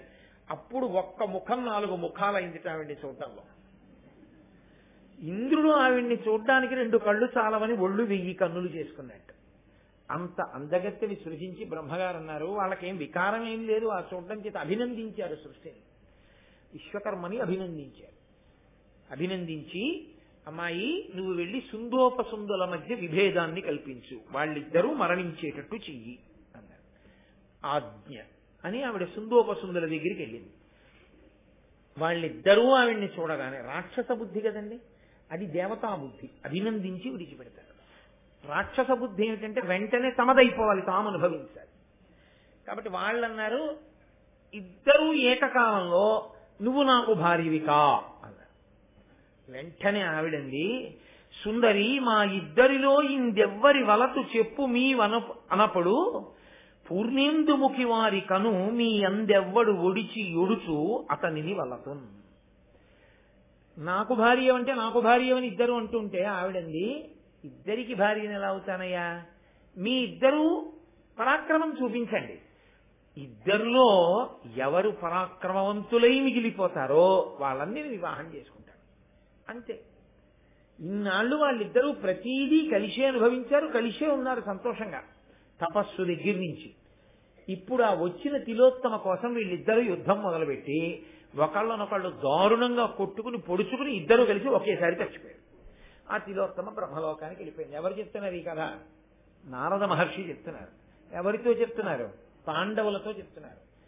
ఎందుకు చెప్తున్నారు? ఎంతటి తపోనిష్టాగరిష్ఠులైనా, ఎంత ధర్మం తెలిసిన వాళ్ళైనా, ఎంత ఐకమత్యం ఉన్న వాళ్ళైనా స్త్రీ కారణంగా ఇబ్బందులను కొని తెచ్చుకుంటూ ఉంటారు. మీకు 5 మధ్య సమైక్యత ఉంది, కానీ ఒక్కతే భార్య. దీని వలన రాబోయే కాలంలో ప్రమాదం ఏర్పడే అవకాశం ఉంటుంది, ఎప్పుడైనా ఇబ్బంది రావచ్చు. కాబట్టి మీరు ఒక నియమం చేసుకోండి అనిన నారద మహాముని పల్కు చేకొని తమలో ఒడంబడి విమల బుద్ధి ఏవురయందును ద్రోవది ప్రీతితో ఒక్కొక్క ఇంట తానొక్క 7 క్రమమున ఉండను కమలాక్షి ఎవ్వరి ఇంట తానుండే ఇంటి వలన పెరవారు చనకుండా ఎరుగక చనిరేని వెలయగ 12 నెలలు తీర్థసేవ చేయుచును విశేష వ్రతంబులు ధీరవృత్తి చలుపువారుగాను సన్మునీంద్రునొద్ద సమయంబు చేసిరి రాజనుతులు పాండు రాజసుతులు. వాళ్ళు బుద్ధి కలిగిన వాళ్ళు, ధర్మాత్ములు కాబట్టి పెద్దలు చెప్పిన మాట వాళ్ళు వింటారు. కాబట్టి వాళ్ళు 5గురు కూర్చుని ఇందుకు చెప్పాడో నారదుడు మహాత్ముడు, ఏ దెబ్బలాటాలు అయిన దానికి మధ్యలో ఈయన పెద్దరికం ఏమిటి అనలేదు. వాళ్ళు పెద్ద ఆయన వచ్చి చెప్పారు గురువు గారు. కాబట్టి మనం ఒక ఒడంబడిక చేసుకుందాం. ఇక నుంచి మన 5గురికి పత్ని అయినటువంటి ద్రౌపదీదేవి ఒక్కొక్క సంవత్సరం ఒక్కొక్కరి ఇంట్లో ఉంటుంది. ధర్మరాజు గారి ఇంట్లో ఉన్నప్పుడు మిగిలిన 4 ధర్మరాజు గారితో కలిసి ఉండగా, ఆవిడితో మాట్లాడుతున్నా, ఆవిడితో కలిసి ఎక్కడికన్నా వెడుతున్నా, కలిసి ఆ ఇంట్లో విహరిస్తున్నా, కలిసి ఆఖరికి ఓ గదిలో నిలబడున్నా, మిగిలిన 4 పొరపాటున కూడా వెళ్ళి చూడకూడదు. ఒకవేళ అలా చూస్తే 12 నెలలు తీర్థయాత్రకి వెళ్ళాలి. అది పాపము కింద భావన చేద్దాం. చేసి తత్పాప పరిహారార్థం 12 నెలలు వెళ్ళాలి. సంస్కృత భారతంలో 12 సంవత్సరాలు వ్యాసుల వారు పెట్టిన నియమం. నన్నయ్య గారు ఆంధ్రీకరించినప్పుడు దాన్ని 12 నెలలుగా మార్చారు. కాబట్టి 12 నెలలు మనం అలాంటి నియమం పెట్టుకుందాం. ఒక్కొక్కరింట 12 నెలలు ఉంటుంది ద్రౌపదీదేవి. అలాగే తప్పకుండా అంగీకారం. కాబట్టి ఆవిడ ధర్మరాజు గారి ఇంట్లో ఉండి చక్కగా సంతోషంగా జీవితాలు గడిచిపోతున్నాయి. మిగిలిన 4 తమ్ములు వేరొక చోట ఉన్నారు. ఎప్పుడైనా ధర్మరాజు గారితో మాట్లాడవలసి వస్తే వాళ్ళ సమావేశ మందిరం వేరే ఉండేది తప్ప ద్రౌపదీదేవితో కలిసి ఆయన ఉన్న ఇంటికి వెళ్లేవారు కాదు. కానీ ఒకానొకప్పుడు ఒక విచిత్రమైనటువంటి పరిస్థితి ఏర్పడింది. ఒక బ్రాహ్మణుని యొక్క ఆవుల్ని, దూడల్ని దొంగలు ఎత్తుకుపోయారు. అవి హోమధేనువులు. అంటే అందులో దాని వలన వచ్చేటటువంటి పాలు తదితర పదార్థముల చేత ఆయన హోమాన్ని చేస్తాడు. హోమము అంటే అగ్నిని ఆరాధన చేస్తాడు. బ్రాహ్మణుడికి అగ్ని ఆరాధన అత్యంత ముఖ్యమైనటువంటి విధి. అసలు యథార్థంగా మాట్లాడాలంటే అగ్ని ఆరాధన బ్రాహ్మణుని ఒక్కడి సొత్తు కాదు, అందరూ చెయ్యాలి అగ్ని ఆరాధన. అయితే ఎవరు ఎలా చెయ్యాలి అన్న దాని మీద వ్యాఖ్యానాలు వేరుగా ఉన్నాయంతే తప్ప అగ్నిని ఆరాధించకుండా ఎవ్వరూ ఉండకూడదు, అందరూ అగ్నిని ఆరాధన చెయ్యాలి. కాబట్టి ఇప్పుడు అతనికి హోమం ఆగిపోతుంది ఈ ఆవులు దూడలు లేకపోతే. ఆయన బ్రాహ్మణుడు, ఆయన వెంటబడి యుద్ధం చేయలేడు, బ్రాహ్మణ తేజస్సున్నవాడు. కాబట్టి ఆయన క్షత్రియుడి మీద ఆధారపడాలి రక్షణ కొరకు. పరిగెత్తుకుంటూ ఆయన అర్జునుడి దగ్గరికి వెళ్ళాడు. అర్జున అర్జున, ఆలస్యం చేస్తే దొంగలు దూరంగా వెళ్ళిపోతారు. వాళ్ళు నా ఆవుల్ని దూడల్ని ఎత్తుకుపోయారు.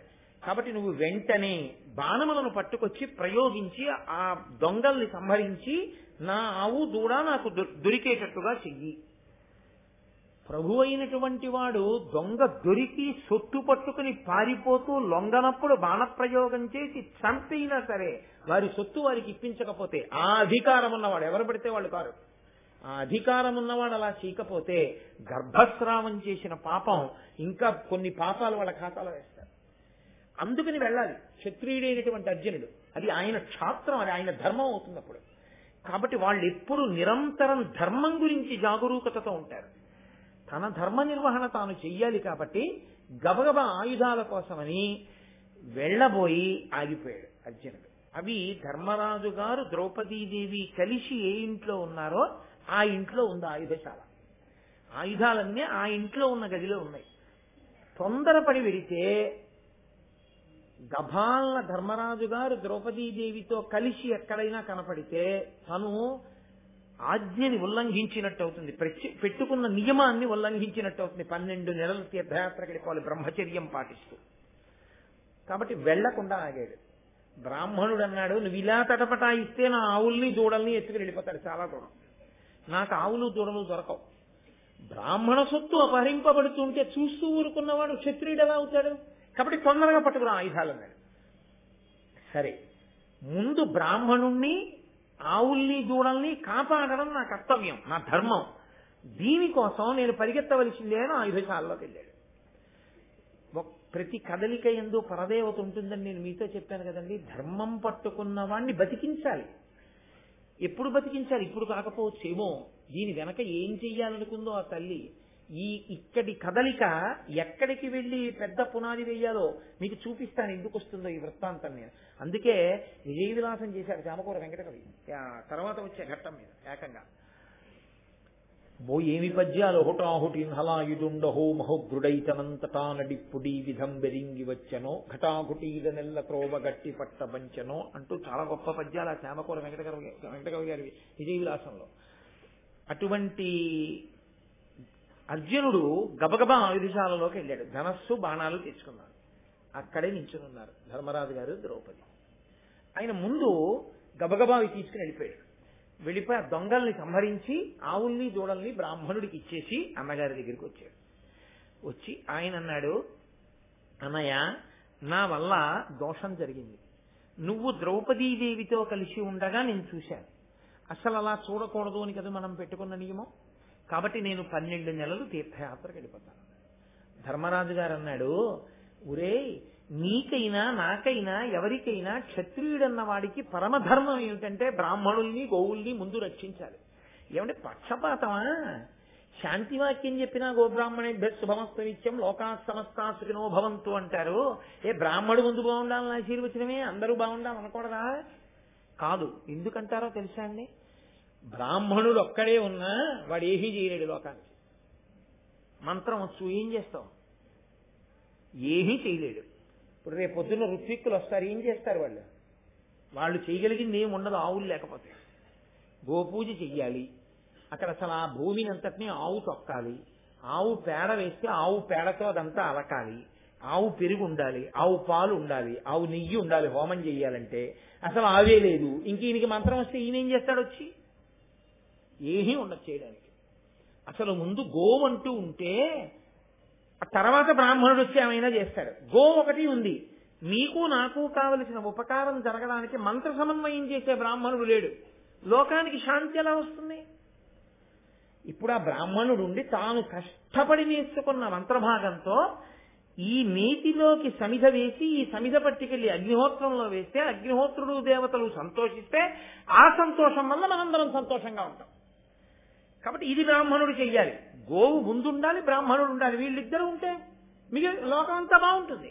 కాబట్టి గోబ్రాహ్మణేభ్య శుభమస్తు నిత్యం లోకా సమస్తా సుఖినో భవంతు.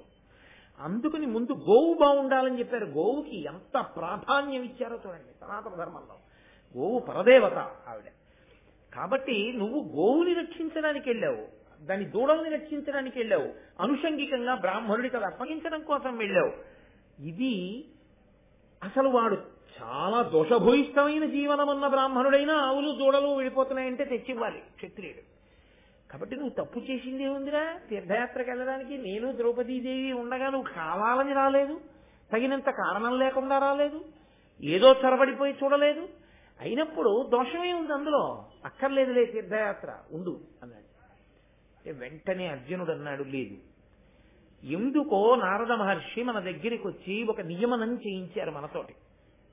అది ఏ కారణానికైనా కానీ ఎందుకు తప్పు జరిగింది అన్నదానికి ప్రాయశ్చిత్తం చేసుకున్నవాడు, తప్పు జరిగిందని ఒప్పుకున్నవాడు గొప్పవాడు. కానీ తప్పెందుకు జరిగిందో కారణాలు చెప్పి ప్రాయశ్చిత్తం వదిలేసుకుని తప్పెందుకు చెయ్యొచ్చని సమర్థించుకు తిరిగిన వాడు ధర్మాత్ముడు ఎందుకు అవుతాడన్నాయా? రేపు పొద్దున లోకం గౌరవిస్తుందా అలాంటి వాడిని? ఏ కారణానికి జరిగినా తప్పు జరిగి తర్వాత ధర్మం జరిగింది. ధర్మాన్ని నిలబెట్టాను కానీ తప్పు మాత్రం చేశాను. కాబట్టి అన్నయ్య నన్ను వెళ్ళిపోని తీర్థయాత్రకి. నేను తీర్థయాత్రకు వెళ్ళినప్పుడు బ్రహ్మచర్యం పాటిస్తాను 12 నెలలు. కాబట్టి నేను వెళితే తీర్థయాత్రకు ఉపయోగం ఏముంది? అక్కడ గంగానది కనపడుతుంది. ఆ గంగానది వైభవం ఏమిటో చెప్పేవాడు ఉండాలా? అక్కడ దేవాలయం కనపడుతుంది. ఆ దేవాలయం గొప్పతనం ఏమిటో చెప్పేవాడు ఉండాలా? నేను క్షేత్రానికి వెళ్తాను, క్షేత్రం గొప్పతనం ఏమిటో చెప్పేవాడు ఉండాలా? లేకపోతే అక్కడ భూమి ఇక్కడ భూమి నీకేం తెలుసని ఉత్తిని అలా చూసేసి వచ్చేస్తాను అంతే. నీ కళ్ళ ఎదురుగుండా ఎంత గొప్పతనం ఉన్నా నీకు దాన్ని గుర్తించడానికి కావలసినటువంటి సమర్థత లోపించి ఉంది. ఇప్పుడు ఆ సమర్థత ఉండాలి అంటే ఆయనతో పాటుగా బ్రాహ్మణులు వెళ్ళాలి. వాళ్ళు వెళితే ఎక్కడ ఏది చెయ్యాలో అది చేయిస్తారు. మహానుభావ అర్జున, ఇక్కడ సువర్ణదానం చెయ్యాలి, చేయిస్తారు. ఇక్కడ హోమం చేసుకోవాలి, చేయిస్తారు. ఇక్కడ నదీ స్నానం చెయ్యాలి, చేయిస్తారు. ఇక్కడ నీ పితృదేవతలను చెప్పి తర్పణలు ఇవ్వాలి, ఇప్పిస్తారు. ఎక్కడ ఏది చెయ్యాలో అది చేయిస్తే దేశకాలముల వలన ప్రయోజనం ఉంటుంది. అది తెలియనప్పుడు వెళ్ళి ఉపయోగం ఏముంటుంది? దానికి అర్థమేమి ఉండదు. వ్యాసుడు దేవీ భాగవతంలో ఒక గొప్ప మాట అంటారు, భ్రమన్ సర్వతీర్థేషు స్నాత్వా స్నాత్వా పునఃపునః నిర్మలం మనోయావత్ తావత్ సర్వం నిరర్ధకం. ఎందుకు వెళ్ళాడో ఆయనకే తెలియదు. కూర్చుని వెళుతుంటాడు, మునుగుతుంటాడు, కోపడుతుంటాడు, మళ్ళీ ఇల్లు గుర్తు తెచ్చుకుంటుంటాడు, ఇంటికి వచ్చేస్తాడు. ఎక్కడికి వెళ్ళారండి అన్నాడు అనుకోండి, వెళ్ళాను కానండి మీరు అలా అయితే హఠాత్తుగా నేను ఏం చెప్తానంటాడు. అక్కడ ఏం చూశారన్నారు అనుకోండి, అది తెలియదు. కొని చూశారా అన్నారు అనుకోండి, ఉండండి చెప్తానంటాడు అని వాళ్ళు ఆవిడ్ని పిలుస్తాడు. ఏదైనా చూసామా మనం ఇవన్నీ అంటున్నారు అంటాడు. ఆఖరణ ఏమంటాడంటే ఈ మాట మీరు వెళ్తే చెప్పండి మీతో వస్తానంటాడు. కాబట్టి బ్రాహ్మణులతో కలిసి వెళ్ళాడు. వెళ్ళి చక్కగా ఎక్కడ ఏది చెయ్యాలో అది చేశాడు. గంగానదీ తీరమునకు వెళ్ళాడు. వెళ్ళి ఆ గంగమ్మని చూసి గంగాధర పింగజటా సంగమ మంగళ విశాల చటుల తరంగన్ గంగానది సేవించెను గంగా ద్వారమున విగత కల్మషుడగుచున్. గంగాద్వారం అంటే హరిద్వారం. అక్కడికి వెళ్ళి గంగని చూశాక గంగ పేరెత్తగానే నన్నయ్య గారికి పడినటువంటి పద్యం చూడండి. అది భక్తి, అది ఋషి యొక్క తత్వం రచనలో. గంగాధర పింగజట సంగమ మంగళ విశాల చటుల తరంగం. రామాయణం బాలకాండలో వాల్మీకి మహర్షి అంటారు, భవాంగపతితంతోయం పవిత్రమితి పస్పృశు అంటారు. భౌడైనటువంటి పరమశివుని యొక్క తలకి తగిలింది కాబట్టి గంగకంత శక్తి వచ్చింది అన్నాడు. అలా గంగాధరుని యొక్క ఎర్రని జటలకి తగిలి కింద పడినటువంటి ఆ గంగని చూసి అబ్బా గంగ అన్నాడు. అసలు ఏమిటో కానండి, అసలు ఆ గంగ అనేటప్పటికీ కుంభాభిషేకం అయిపోగానే ఒక్కసారి కాశీ వెళ్ళిపోదాం ఏమిటనిపిస్తుంది. అసలు ఆ గంగా మీరు ఆలోచించండి. ఇప్పుడు ఇవాళ సభంతా అయిపోయిన తర్వాత మీ అందరి మీద గంగ చల్లుతాట అన్నారనుకోండి, ఎంత పొంగిపోతారో. ఎన్నో నదులు ఉండొచ్చు, నేను తక్కువ చేసి మాట్లాడలేదు, కానీ గంగ గంగయే. శంకర భగవత్పాదులంతటి వారు గంగాష్టకం అని గంగ మీద అష్టకం చేశారు.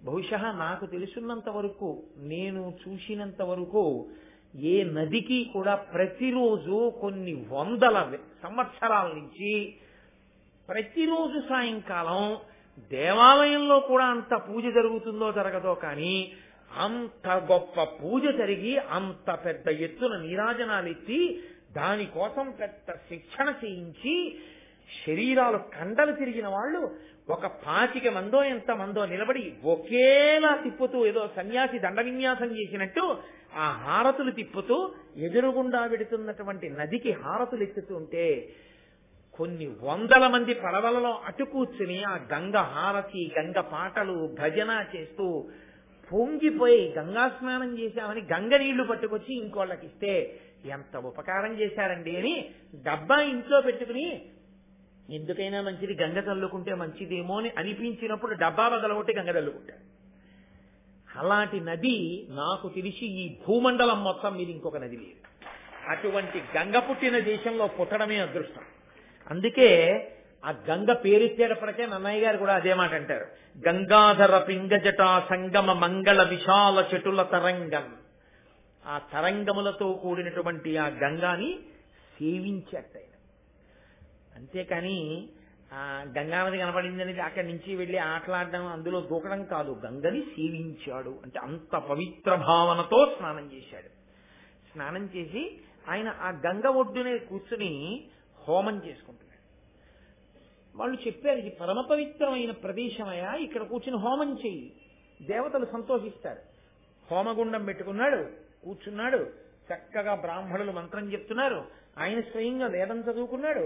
అందులోకి హోమంలోకి హవిస్సులు ఇస్తున్నాడు. అంతలో వచ్చింది ఒక ఆవిడ నాగకన్య. ఆవిడ పేరు ఉలూచి.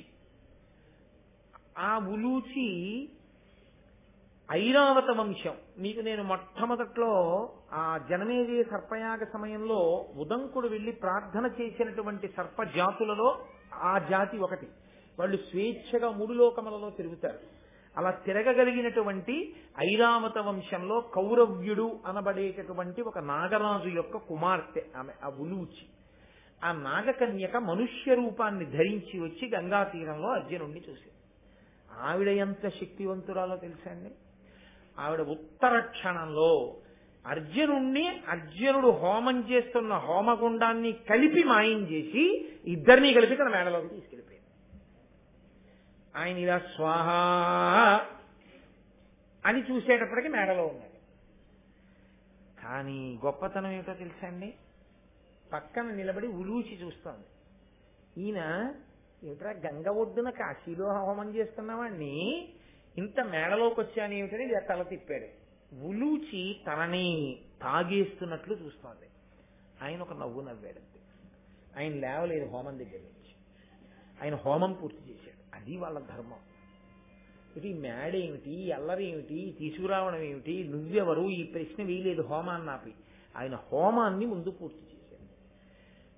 భారతం చదువుకున్న వాడిలో ఒక మార్పు రావాలి. మనము చేస్తాం సత్యనారాయణ వ్రతం. మీరు ఎప్పుడైనా సత్యనారాయణ వ్రతాలు జరిగిన ప్రదేశాలకు వెళ్ళండి, మీకు చాలా బాధ కలుగుతుంది. కొన్ని చోట్ల సత్యనారాయణ వ్రత మంటపం ఉంటుంది. అక్కడ అందులో అష్టదిక్పాలకులు ఉంటారు. అందులో సార్వభౌముడైన సత్యనారాయణుడు ఉంటాడు. అందులో నవగ్రహాల్ని ఆవాహయామి, స్థాపయామి, పూజయామి అని మంత్రంతో పిలుస్తారు. వాళ్ళందరూ నేల మీద ఉంటారు. వీడు ఓ కుర్చీ వేసుకుని ఎదురుగుండా కూర్చుంటాడు. అంత నేల మీద కూర్చోలేని వాడి అయితే గడప దాటి ఇంకో గదిలో కూర్చోవాలి. సత్యనారాయణ స్వామి వారి వ్రతమంటపం ఉండగా ఎదురుగుండా కుర్చీలో కూర్చోడానికి కాల్సనా నీ భక్తి? అదే భక్తి, అదే కూర్చునే విధానం. ఎక్కడికి వెళ్ళండి, నాకు అందుకే సత్యనారాయణ స్వామి వారి వ్రతం రండి అంటే వెళ్ళడానికి భయం. అలాగే కూర్చుంటారు. ఏ ఇంటికి వెళ్ళండి అలాగే కనపడుతుంది తప్ప కూర్చోలేడండి అని వాడు గడప దాట అవతల కూర్చుని భక్తితో మంత్రం వింటూ వాడు ఒక్క మాటికి కూర్చోడు. వాడి పెద్దరికం కాలిపోతుందని అక్కడికే వచ్చి కుర్చీ వేసుకుంటాడు వాడు. అలా కూర్చోపోతే వాడి పెద్దరికం పోతుంది. ఈ వ్రతం చేసేవాడు వచ్చిన వాళ్ళందరినీ చూసి వచ్చారా కూర్చో, ఆయన ఉప్మా పెట్టవే అంతే. ఏమిటి వ్రతం మేము చేసింది? ఈ వెర్రావిడు మాత్రం ఆ తామలపాకు, అక్షత, డబ్బు పట్టుకెళ్ళి ఇస్తూ ఉంటుంది. వీడు ఆయన ఇలా వేలు చూపిస్తుంటాడు, గుడ్డేడిని చూపించినట్టు చూపిస్తే ఇక్కడ వేలు పెడితే అక్కడ ఆకేసి ఆకు మీద ఒక్క అక్షత వేసి వీడి దృష్టి అంతా దేని మీద ఉంటుందంటే వచ్చిన వాళ్ళ మీద ఉంటుంది. ఆ వచ్చిన వాడు అంతకన్నా గొప్పవాడు. వాడు మళ్ళీ వెంటనే వెళ్ళిపోవాలి, ఏదో వాడికి అర్జెంట్ పని ఉంటుంది. ఎప్పుడు వాడికి అర్జెంట్ పని. అందులో వాడు వస్తూనే వీడి చేతిలో ఒళ్ళో ఎప్పుడు ఏం పెట్టేద్దామని చూస్తుంటాడు. ఇంకా వీడి ఒళ్ళో పెట్టగానే వీడికి నమస్కారం చేయకపోతే వీడికి భూతతృప్తి అవ్వదు. అందుకని సత్యనారాయణ స్వామి అక్కడే ఉంటాడు. వీడు ఆ మంటపాన్ని సంతులించుంటాడు. వీడు ఏమన్నా కొంచెం పక్కకి పెట్టండి కాళ్ళు అండవు. మంటపం తంతున్న వాడి కాళ్ళకి వీడు దండం పెడతాడు. సత్యనారాయణ స్వామి వారు వీడి కోరికలన్నీ తీర్చేయాలి. ఆయన్ని పూజించారా, అవమానించారా? వీడు ఎందుకు తీరుస్తాడు కోరికలు? ఏది భక్తి, ఏది బూడిదెక్కడ? ఒక పని చేస్తే శాశ్రద్ధ కవిత సిద్ధి యయా వస్తూపలభ్యతే అంటారు శంకరాచార్యుల వారు. నువ్వు ఒక పని చేస్తే దాని యందు మగ్నుడవు కావాలి, శ్రద్ధతో చెయ్యాలి. ఆ శ్రద్ధ లేకుండా, ఆ ఆస్తిక్య బుద్ధి లేకుండా ఏదో చేస్తున్నామంటే చేస్తున్నామని చేసేటటువంటి పూజలు, ఏదో చేస్తున్నామంటే చేస్తున్నామనేటటువంటి భగవత్ సంబంధమైన కార్యాలు పరమ అసహ్యంగా ఉంటాయి. అవి తంతు కింద ఉంటాయి కానీ భక్తితో చేసేటటువంటి ఈశ్వర క్రియాకలాపం కింద ఉండవు. అది అర్జున భక్తి అంటే. అకస్మాత్తుగా మేడలోకి మార్చేసిన ఆవిడ ఆయన హోమమే పూర్తి చేశాడు. హోమం పూర్తి చేసి ఎవరు నువ్వు, నన్ను ఎందుకు తీసుకొచ్చావు ఈ మేడలోకి అని అడిగాడు. ఆవిడ చిరునవ్వు, ఆవిడ చూపు బట్టి తెలుసుకోలేనంత అమాయకుడు అర్జునుడు కాడు. ఆవిడంది, నీ గుణములు తొల్లియు నాగీ గీతములందు విని తగిలి ఇప్పుడు మనోరాగమున చూడగంటిని భాగీరథి యందు నిన్ను పరహిత చరిత. అర్జున అని పిలవలేదాడు. ఉలూచి ఒక పెద్ద మెరుపు మహాభారతంలో. ఉలూచి లేకపోతే అసలు బహుశః ఏమి పరమయదార్థం అర్జునుడు నరకానికి వెళ్ళిపోతాడు. ఉలూచిని పెళ్లి చేసుకున్నాడు కాబట్టే అర్జునుడు నరకానికి వెళ్ళలేదు. ఆవిడ అంతటి శక్తివంతురాలు, అంతటి గొప్ప తల్లి. ఎందుకు అలా జరిగింది అన్నది నేను మీకు ఎదర చూపిస్తాను, ఒక ఘట్టంలో కలిపి చెప్తాను. ఇందులోది కాదు కానీ అశ్వమేధ పర్వంలోది. అశ్వమేధ పర్వం అంటే ఇంచుమించుగా చిట్ట చివరికి వెళ్ళిపోతే భారతంలో వస్తుంది. కానీ నేను మీ యొక్క సౌకర్యం కోసం ఇవాళ ఉలూచి గొప్పతనాన్ని చూపించడానికి నేను ఆ వైభవాన్ని చూపిస్తాను, అక్కడ కలిపి చెప్తాను. ఇప్పటికి అలా వినండి తప్ప ఆవిడ ఏదో కాముకురాలని మీరు తొందరపడి ఒక నిర్ణయానికి రాకండి. ఆవిడ అర్జునుడిని పిలిచినప్పుడు పార్థ అని పిలవలేదు, విజయ అని పిలవలేదు, అర్జున అని పిలవలేదు. ఆవిడ ఏమని పిలిచిందంటే పరహిత చరిత అని పిలిచింది. పరుల యొక్క హితమును కోరి ప్రవర్తించేటటువంటి వాడా అని పిలిచింది. ఏమిటి, ఎందుకు అలా పిలవడం అంటే, ఆయన ఎందుకు వచ్చాడు గంగా ఒడ్డుకి? తీర్థయాత్ర చేస్తూ. తీర్థయాత్రకి ఎందుకు వచ్చాడు? అన్నగారు ద్రౌపది కలిసి ఉండగా చూడటం వల్ల. అన్నగారు ద్రౌపది కలిసి ఉన్నారు, వెళ్ళవద్దని ఆగినవాడు మళ్ళీ లోపలికి ఎందుకు వెళ్ళాడు? బ్రాహ్మణుడికి గోవులు పోయాయని. బ్రాహ్మణుడి గోవులు తెచ్చి ఇవ్వడంలో గబుక్కులు లోపలికి వెళితే ద్రౌపదీదేవితో అన్నయ్య గారు కనిపిస్తే తీర్థయాత్రకు వెళ్ళిపోవడానికి సిద్ధపడ్డాడు. 12 నెలలు బ్రహ్మచర్యం చేసి తీర్థయాత్ర చేయడానికి ఎందుకు సిద్ధపడ్డాడు? పేరూరు తెలియని ఒక బ్రాహ్మణుడి గోవులు తెచ్చివ్వడం కోసం. ఇంతకన్నా పరహిత చరిత్రుడెవరు? ఇతరుల యొక్క మేలు గురించి ప్రయత్నించేవాడెవరు? అంటే ఉలూచి ఎంత అవగాహన కలిగి మాట్లాడుతోంది. ఏదో యథాలాపంగా ఓ అర్జున ఓ విజయ అనకూడదా? ఆ పద్యంలో ఆవిడ అర్జునుణ్ణి అలా సంబోధించింది. ఓ పరహిత చరిత, నీవు నీ గుణములు తొల్లియు నాగీగీతములందు విని. నాగులు ఆ నాగలోకంలో ఉండేటటువంటి పాముల రూపంలో ఉండేటటువంటి వాళ్ళు ఎప్పుడూ నీ యొక్క గుణములను గురించి నీ వైభవం గురించి పాటలు పాడుతూ ఉంటారు. అవి విని నా మనసు నీ యందు లగ్నమైంది. అందుకని నిన్ను చూడాలి చూడాలి చూడాలనుకున్నాను. భాగీరథీ నది ఒడ్డున, గంగానది ఒడ్డున నువ్వు హోమం చేస్తూ కూర్చుని కనపడ్డావు. నిన్ను చూడగానే నా మనసు నీ యందు అనురక్తమైంది. కాబట్టి నిన్ను నా మేడకి తెచ్చేసుకున్నాను. నేను నిన్ను కోరేది ఏమిటో తెలుసా? నేను నీ వలన సంగమ సుఖాన్ని అపేక్షిస్తున్నాను. కాబట్టి నువ్వు నాకు అటువంటి కృప ఇవ్వవలసినది అని అడిగింది. ఆయన అన్నాడు, ఎప్పుడూ ధర్మమేనండి వాళ్ళ తాపత్రయం అంతా, ఎప్పుడూ ధర్మమే వాళ్ళకి. అర్జునుడు అన్నాడు, ద్వాదశమాసిక వ్రతము సలుపుదు తరుణి మా ఎన్న ఆదేశమున చేసి సర్వతీర్థములాడుచు బ్రహ్మవాదుల సంగతి బ్రహ్మచర్య సువ్రతుడనయ్యుండి నీదు మనోరథమిట్లు సలుపంగా నేర్తునేనిప్పుడు. నేను మా అన్నగారు ఆజ్ఞాపించితే వచ్చాను ఇలా తీర్థయాత్రల కోసం. మరి వాళ్ళ అన్నగారికి ముందు చెప్పాడు వద్దన్నారు, వెడతానన్నాడు. సరే వెళ్ళు అన్నాడు కదా ఆయన. అందుకని తీర్థముల యందు స్నానం చేయడానికి వచ్చాను, బ్రహ్మవాదులతో కలిసి వచ్చాను. బ్రహ్మచర్య వ్రతంలో ఉన్నాను. ఈ 12 నెలలు నేను బ్రహ్మచర్య వ్రతంలో ఉంటాను. అటువంటి వ్రతంలో ఉన్నవాణ్ణి నేను ఎలా నీకు సంగమ సుఖాన్ని ఇవ్వగలను? అది కుదరదు కదా, నేను ఈ వ్రతంలో ఉన్నాను కదా. ఆవిడ అంతకన్నా పెద్ద ధర్మ సూక్ష్మం ఒకటి చెప్పింది. అన్ని ధర్మములలోకి సర్వోత్కృష్టమైన ధర్మం ఏదో తెలుసా అర్జున? నీకు తెలియనిది కాదు, ప్రాణిని రక్షించటమే. నువ్వు నాతో సంగమించకపోతే మన్మథ జ్వరము చేత నా శరీరం పడిపోతుంది, నేను చనిపోతాను. అప్పుడు ప్రాణిహింస చేసిన పాపం నీ ఖాతాలో పడదా? కాబట్టి ఒక ప్రాణిని రక్షించడానికి నువ్వు నాతో సంగమిస్తే దీని వలన ఈ బ్రహ్మచర్య వ్రతమునకు దోషము రాదు. ఆయన అంగీకరించాడు. అంగీకరించి ఆ రాత్రి ఆ మేడలో ఆమెతో కలిసి ఉండి మరునాడు ఉదయం బయలుదేరి కాశీపట్టణానికి దింపేసింది ఆవిడ. ఒక్క రాత్రి ఆమెతో ఉన్నందుకు గాను ఆమెకి సత్యగర్భమునందు ఒక కుమారుడు జన్మించాడు. ఆయన పేరు ఇరావంతుడు. ఆ ఇరావంతుడు అన్న కొడుకు ఒక్కడు పుట్టగానే ఆవిడ హిడింబలాగే సంతృప్తి పడిపోయింది. నేను అర్జునుడి భార్యని, నేను అర్జునుని వలన కుమారుని కన్నాను, పొంగిపోయిందంటే. ఉలూచి చాలా పెద్ద మెరుపు అంతే. ఇక మళ్ళీ ఉలూచి కనపడదు. ఎక్కడ కనపడుతుందంటే ఇక్కడ విడిచిపెట్టిన ఉలూచి మొట్టమొదట ఆది పర్వంలో వచ్చింది, మళ్ళీ అశ్వమేధ పర్వంలో కనపడుతుంది. ఈ మధ్యలో ఎక్కడా కనపడదు. కానీ ఆవిడ అశ్వమేధ పర్వంలో కనపడ్డ తర్వాత పరదేవత ఎందుకు ఇక్కడ కలిపిందో మనకు అర్థమవుతుంది. ఆవిడ ఎందుకంత కామ ప్రచోదనం చేసిందో అర్థమవుతుంది. సరే, నేను ఎదర ఒక ప్రత్యేకమైన ఘట్టంలో దీన్ని కలుపుతాను, అక్కడ సమన్వయం అవుతుంది. కాబట్టి ఆ తరువాత ఆయన గంగానది దగ్గర నుంచి బయలుదేరాడు, నైమిషారణ్యానికి వెళ్ళాడు, అక్కడ జగన్నాథుణ్ణి సేవించాడు.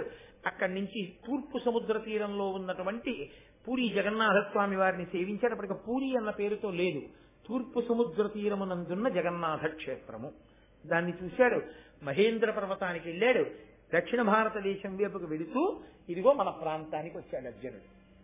వచ్చి నన్నయ్య గారు స్వయంగా రాసిన మాటలండి. దక్షిణ గంగనా దద్దయు నొప్పిన గోదావరియు జగదాది అయిన భీమేశ్వరంబును బెడగగుతున్న శ్రీపర్వతంబును చూచి ఉర్విలోన అనఘమై శిష్టాగ్రహార భూయిష్టమై ధరణీ సురోత్తమాధ్వర విధాన పుణ్య సమృద్ధమై పొలుచు వేంగీదేశ విభవంబు చూచుతూ విభుడు దక్షిణాంబురాశి తీరంబున కరిగి దురితహారి అయిన కావేరీ మహాసముద్ర సంగమంబున భూసురేశ్వరులకు అభిమతార్థ దానంబు చేసి కృతార్థుడగుచు. ఆ అర్జునుడు అక్కడి నుంచి బయలుదేరి గోదావరి నదిలో స్నానం చేయడానికి వచ్చాడు. ఇక్కడ గోదావరి నదిలో స్నానం చేసి దక్షిణ గంగా అని పేరు. ఆ గోదావరిలో స్నానం చేసి ఈ జగత్తుకంతటికి మొట్టమొదటిగా అన్నంత వైభవాన్ని పొందినటువంటి భీమేశ్వర క్షేత్రాన్ని చూశాడు. భీమేశ్వర క్షేత్రాన్ని చూసి అక్కడ నుంచి శ్రీపర్వతం శ్రీశైలం వెళ్లి మల్లికార్జున లింగాన్ని సేవించాడు. అక్కడ నుంచి ఉర్విలో ఈ భూమిలో ఉండేటటువంటి విశిష్టమైన అగ్రహారములు దేవాలయములు మొదలైనవన్నీ చూస్తూ పుణ్య సమృద్ధమైనటువంటి వేంగీ దేశమునకు వెళ్ళాడు. అక్కడ నుంచి దక్షిణ తీరానికి వెళ్లి కావేరీ సముద్రము రెండూ కలిసేటటువంటి సంగమ స్థానం దగ్గరికి వెళ్ళాడు. అక్కడ స్నానం చేసి బ్రాహ్మణులకు విశేషమైనటువంటి దానములు చేసి కృతార్థుడనయ్యాను అని అనుకున్నాడు. 12 నెలలు పూర్తయిపోయి 13వ నెల వచ్చేసింది. అంటే ఆయన పట్టవలసినటువంటి బ్రహ్మచర్య వ్రత దినములు పూర్తయిపోయి ప్రత్యక్షమై ఏం కావాలని అడిగాడు. సంతానము అన్నాడు. ఆయన అన్నాడు, నీ వంశంలో ప్రతి రాజుకి ఒక్క మగపిల్లాడే ఉంటూ ఉంటాడు, ఒక్క సంతానమే ఉంటూ ఉంటుంది. అప్పటి నుంచి మా వంశంలో ఒక్క కొడుకు వినా పిల్లలు పుట్టరు.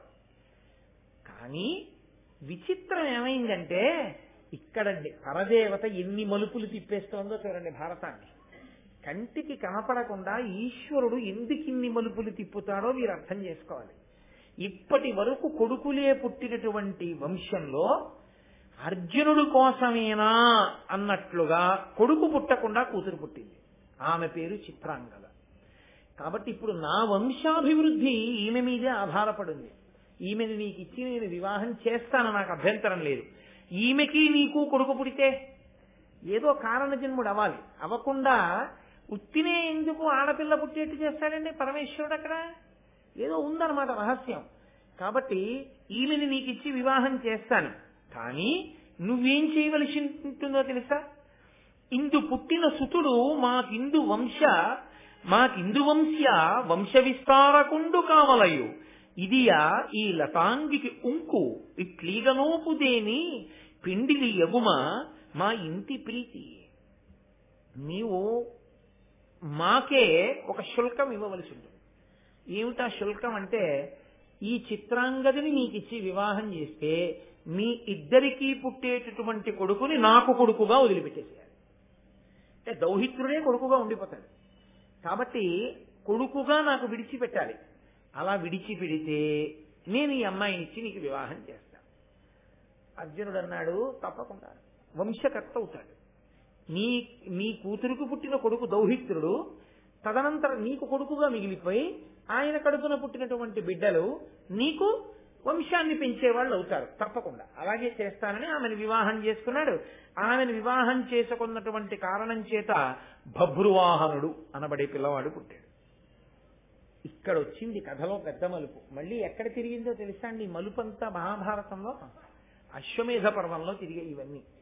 మహాభారతంలో కురుక్షేత్ర సంగ్రామం అంతా అయిపోయింది.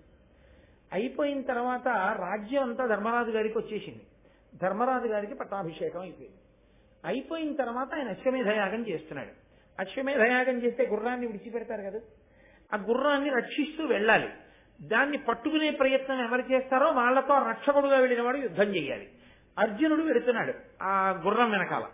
ఆ గుర్రం అటు తిరిగి ఇటు తిరిగి మళ్ళీ ఈ బభ్రువాహనుడి యొక్క తండ్రి గారు ఏ ఊళ్ళో ఉన్నారో, బభ్రువాహనుడి యొక్క తాతగారు ఏ ఊళ్ళో ఉన్నారో అక్కడికే వచ్చాడు. ఆ మణిపురం అనబడేటటువంటి రాజ్యంలోకే వచ్చాడు అర్జునుడు ఆ గుర్రం వెనకాల. ఆ గుర్రం వెళ్ళింది ఆ దారిలో, ఆయన వచ్చాడు. అప్పటికి బభ్రువాహనుడు ఉన్నాడు ఆ రాజ్యంలో. ఆయన తెలుసుకున్నాడు, ఓ మా నాన్నగారు వస్తున్నారు గుర్రం వెనకాతల, మా పెద్దనాన్నగారు ధర్మరాజు గారు మహానుభావుడు అశ్వమేధయాగం చేస్తున్నాడు, ఆ గుర్రం ఇలా వెడుతోంది మణిపూర నగరం నుంచి, అందువల్ల మా నాన్నగారు వస్తున్నారని ఆయన గబగబా ఎదురెళ్లి తండ్రి గారికి సాష్టాంగ నమస్కారం చేసి అర్జునుడి యొక్క ఆశీర్వచనాన్ని అడిగాడు. అయితే అర్జునుడు అన్నాడు, నీ ముఖం నాకు చూపించక అవసరం పోన్నాడు.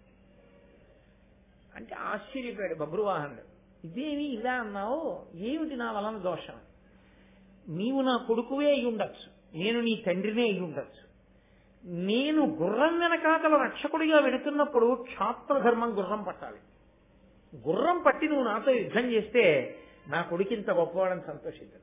ఒక చేతకాని వాళ్లే వచ్చి నమస్కారం చేసి గుర్రాన్ని తీసుకుని వెళ్ళిపోండి నాన్నగారండి అంటావా, నీ ముఖం చూపించుకోపోగలగ, తండ్రి మీద యుద్ధం ఏమిటి అనిపించి బభ్రువాహనుడు వెళ్ళిపోతున్నాడు అంతఃపురం రాజు. వెళ్ళిపోతుంటే అకస్మాత్తుగా అప్పుడు వచ్చింది ఉలిచి, మళ్ళీ అక్కడి నుంచి, ఎక్కడ నాగలోకం, అక్కడి నుంచి బయలుదేరి ఆవిడ వచ్చింది. చిత్రం కదా, బభ్రువాహనుడి తల్లి అంతఃపురంలో ఉంది. ఈవిడ వచ్చి లోపలికి వెళ్ళిపోతున్న బభ్రువాహనుడిని పిలిచింది. ఏరా అబ్బాయి, చిన్న బుచ్చుకుని వెళ్ళిపోతున్నావేరా, నేను నీకు తల్లి లాంటి దాన్నే, నేను నా పేరు ఉలూచి, నేను అర్జునుడు భార్యనే, నాకు అర్జునుని వలనే కుమారుడు పుట్టాడు ఇరావంతుడు అని, తండ్రికి కష్టం వచ్చినప్పుడు కొడుకు ఆదుకోవాలి అన్న ధర్మాన్ని పాటించి కురుక్షేత్ర యుద్ధాల్లో అర్జునుడికి సాయంగా నా కొడుకుని పంపించాను, భర్తకి దూరంగా ఉన్నా కొడుకుతో ఉన్నాను కదా అని తృప్తిగా ఉన్నాను, కానీ నా కొడుకు కురుక్షేత్రంలో చచ్చిపోయాడు, పోన్లే తండ్రిని సమర్థించి యుద్ధం చేసి చచ్చిపోయాడని సరిపెట్టుకున్నాను, కాబట్టి నాయన నువ్వు నా కొడుకు అవుతావు బభ్రువాహన, ఎందుకు చిన్నబుచ్చుకున్నావు అని అడిగింది. అడిగితే ఆయన అన్నాడు, నాన్నగారితో యుద్ధం చేయడం ఇష్టం లేక యుద్ధం చేయకుండా వెళ్ళిపోతుంటే ఆయన నన్ను చాలా చిన్నబుచ్చుకున్నారు, అసహించుకున్నారు, అయినా నేను తండ్రితో యుద్ధం చెయ్యలేకపోయాను, అందుకని వెళ్ళిపోతున్నాను అన్నాడు. అంటే ఆవిడంది, ఓరి పిచ్చివాడా, తండ్రిని సంతోషించేటట్టు ప్రవర్తించడమే ధర్మములలోకెల్లా ధర్మం. ఇప్పుడు నువ్వు మీ నాన్నని గౌరవించడం ధర్మం అనుకుని వెనక్కి తిరిగి వెళ్ళిపోవడం చేత నువ్వు ధర్మాతిక్రమణం చేస్తున్నావు. నువ్వు వెళ్ళి మీ నాన్నతో యుద్ధం చేయి, మీ నాన్నతో యుద్ధం చేసిన తర్వాత జయాపజయములు విధి నిర్ణీతములు ఎలా కావాలంటే అలా జరుగుతుంది, దానిదే ఉంది. కానీ యుద్ధం మాత్రం చెయ్యను అనకు, వెళ్ళి యుద్ధం చెయ్యి. యుద్ధం చేసిన తర్వాత ఎలాగో అర్జునుడే కదూ గెలుస్తాడని నువ్వు అనుకున్నా నేను అనుకున్నా అదేగా అనుకోవాలి, మీ నాన్న సంతోషిస్తాడు, బాగా యుద్ధం చేశాడు అంటాడు, మీ నాన్న సంతోషిస్తాడు, నువ్వు సంతోషిస్తావు, గుర్రం వెళ్ళిపోతే మీ నాన్న వెళ్ళిపోతాడు, దానికి నువ్వు చిన్నబుచ్చుకి వెళ్ళిపోవడం ఎందుకురా, వెళ్ళి యుద్ధం చెయ్యి. బభ్రువాహనుడు వెళ్ళి గుర్రాన్ని పట్టుకున్నాడు. ఇప్పుడు అర్జునుడు సంతోషించాడు, శాబాష్ బాగా పట్టుకున్నావు ఆ గుర్రాన్ని, నిలబడి యుద్ధం చేద్దాం. ఇద్దరు యుద్ధం చేస్తున్నారు. ఆ ఇద్దరు యుద్ధం చేస్తూ ఉండడంలో అర్జునుడు 10 బాణాలు వేస్తే ఆయన 15 బాణాలు వేశాడు. పిల్లాడు చాలా గొప్పగా యుద్ధం చేస్తున్నాడని ముందు అర్జునుడు సంతోషించాడు. ఆ బభ్రువాహనుడు ప్రిజ్జరిల్లిపోతున్నాడు. అర్జునుడి ఒళ్ళంతా డొల్లగొట్టినట్టుగా బాణప్రయోగం చేశాడు. అబ్బో వీడు నా మీద ఇన్ని బాణాలు వేస్తున్నాడని బభ్రువాహనుడి ఒంటి మీదంతా బాణాలు వేశాడు అర్జునుడు. తుట్టతుదన బభ్రువాహనుడి శరీరం డస్సి పడిపోయేటట్టుగా బాణం వేశాడు అర్జునుడు. అర్జునుడి మీదకి ఎంత వేగంగా బాణం వేశాడంటే బభ్రువాహనుడు, అది అర్జునుడి యొక్క గుండెలని చీల్చి వీపులోంచి బయటికి వెళ్ళిపోయింది. వెళ్ళిపోగానే అర్జునుడు నేల మీద పడిపోయాడు. అప్పటి వరకు కురుక్షేత్రంలో కూడా జరగల ఆ సంఘటన. మహాభారతంలో ఒక్క అశ్వమేధ పర్వంలో బభ్రువాహనుడితో యుద్ధంలో జరిగింది. చనిపోయాడని అనుకున్నారు, నేల మీద పడిపోయాడు. పడిపోగానే అర్జునుడు కొట్టిన దెబ్బలకి బభ్రువాహనుడు మూర్ఛపోయాడు. అర్జునుడు చనిపోయాడని లెక్క, అలా పడిపోయాడు, మిగతా జీవుడై పడిపోయినట్టు పడిపోయాడు. ఇప్పుడు ఈ వార్త అంతఃపురంలో ఉన్న చిత్రాంగదకి తెలిసింది. అరేరే, నా కడుపున పుట్టినవాడు తండ్రితో యుద్ధానికి వెళ్ళాట, వెళ్ళి తండ్రిని చంపేశాట. మరి గుండెల్ని చీల్చుకుని బాణం వీపులోంచి వెనక్కి వెళ్ళిపోయింది, ఆయన పడిపోయాడు నెత్తుటి ధారలతో. ఏమనుకుంటాడంటే చనిపోయాడనే కదా, పడిపోయాడు. కాబట్టి ఆవిడ ఏడుస్తూ గుండెలు బాదుకుంటూ వచ్చి భర్త దగ్గర కూర్చుని ఉలిచి వంక చూసింది. అసలు ఎందుకు వెళ్ళాడు బభ్రువాహనుడు, యుద్ధం చెయ్యను నమస్కారం చేసి వస్తానని చెప్పాడు, అలాంటి వాడు ఎందుకు చేశాడని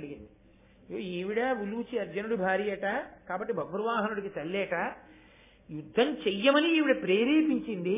ప్రేరేపిస్తే వచ్చాడు బబ్రువాహనుడు, యుద్ధం చేశారు. యుద్ధంలో అర్జునుడు పడిపోయాడు అన్నారు. చాలా గట్టిగా దెబ్బలాడేసిందండి పాపం ఉలూచిన ఆవిడ. ఉలూపి అని కూడా అంటుంటారు ఆవిడని. ఆవిడ పేరులో ఉలూపి ఉలూచి రెండు ఉన్నాయి ఆవిడకి.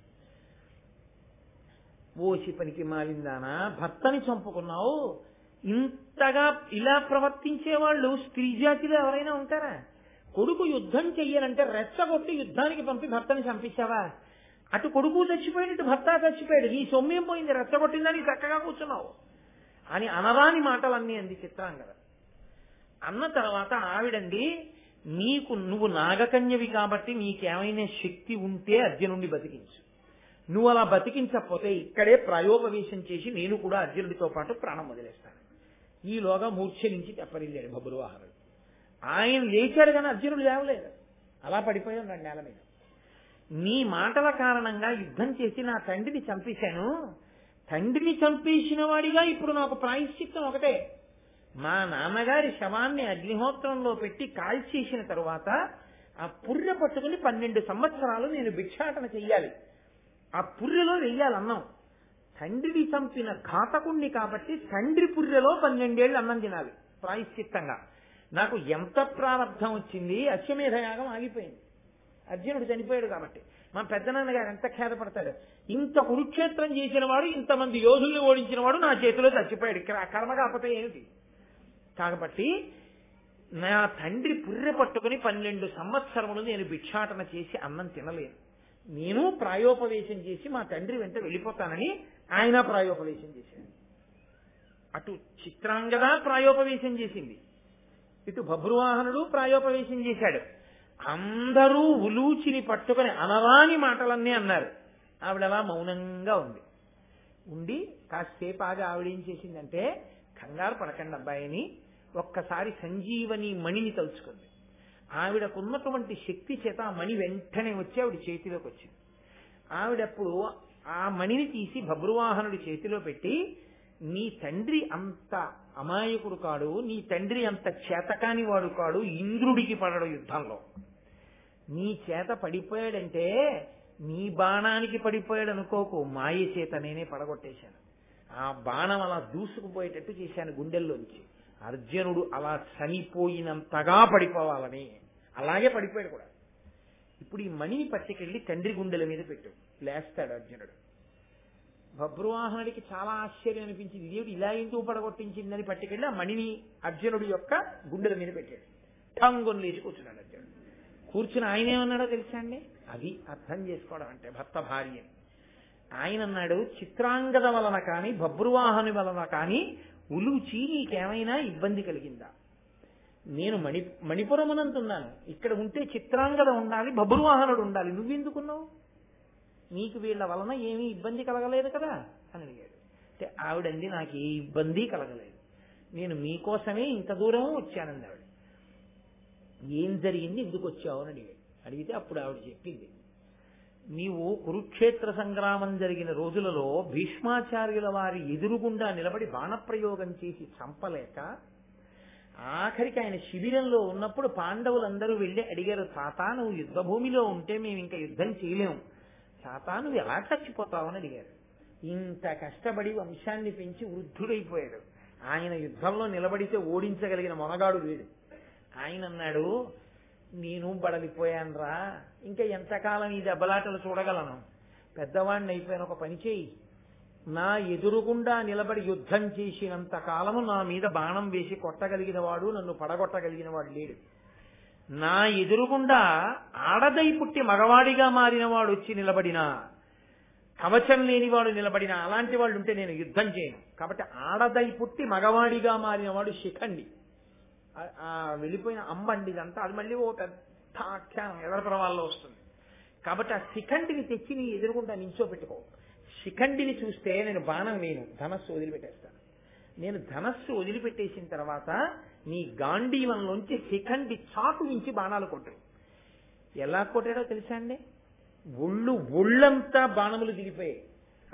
ఆ భీష్ముడు రథంలోంచి డుల్లి కింద పడితే అంపశయ్య మీద బాణాల మీద అలా పడుకున్నాడు. అంతలా కొడితే పడిపోయినటువంటి భీష్ముడు తదనంతర కాలమనందు ఉత్తరాయణ పుణ్యకాలంలో మాఘమాసంలో అష్టమి తిథి నాడు తన శరీరాన్ని విడిచిపెట్టేశాడు. బొట్టన వేలు దగ్గర నుంచి ప్రాణాలని వెనక్కి లాగేశాడు. యోగ విద్యతో లాగేసి విష్ణు సహస్రనామ స్తోత్రం చేసి శ్రీకృష్ణ భగవానుడు ఎందుకు కలిపేశాడు ప్రాణాలని. శాంతి పర్వంలో వాళ్ళు వెళ్ళడం, మాట్లాడుకోవడం అవన్నీ ఆ భీష్ముడు చెప్పిన విషయాలు. అందుకే ఎంత అశాంతి ఉన్నవాళ్ళు శాంతి పర్వం చదువుకోండి అంటారు.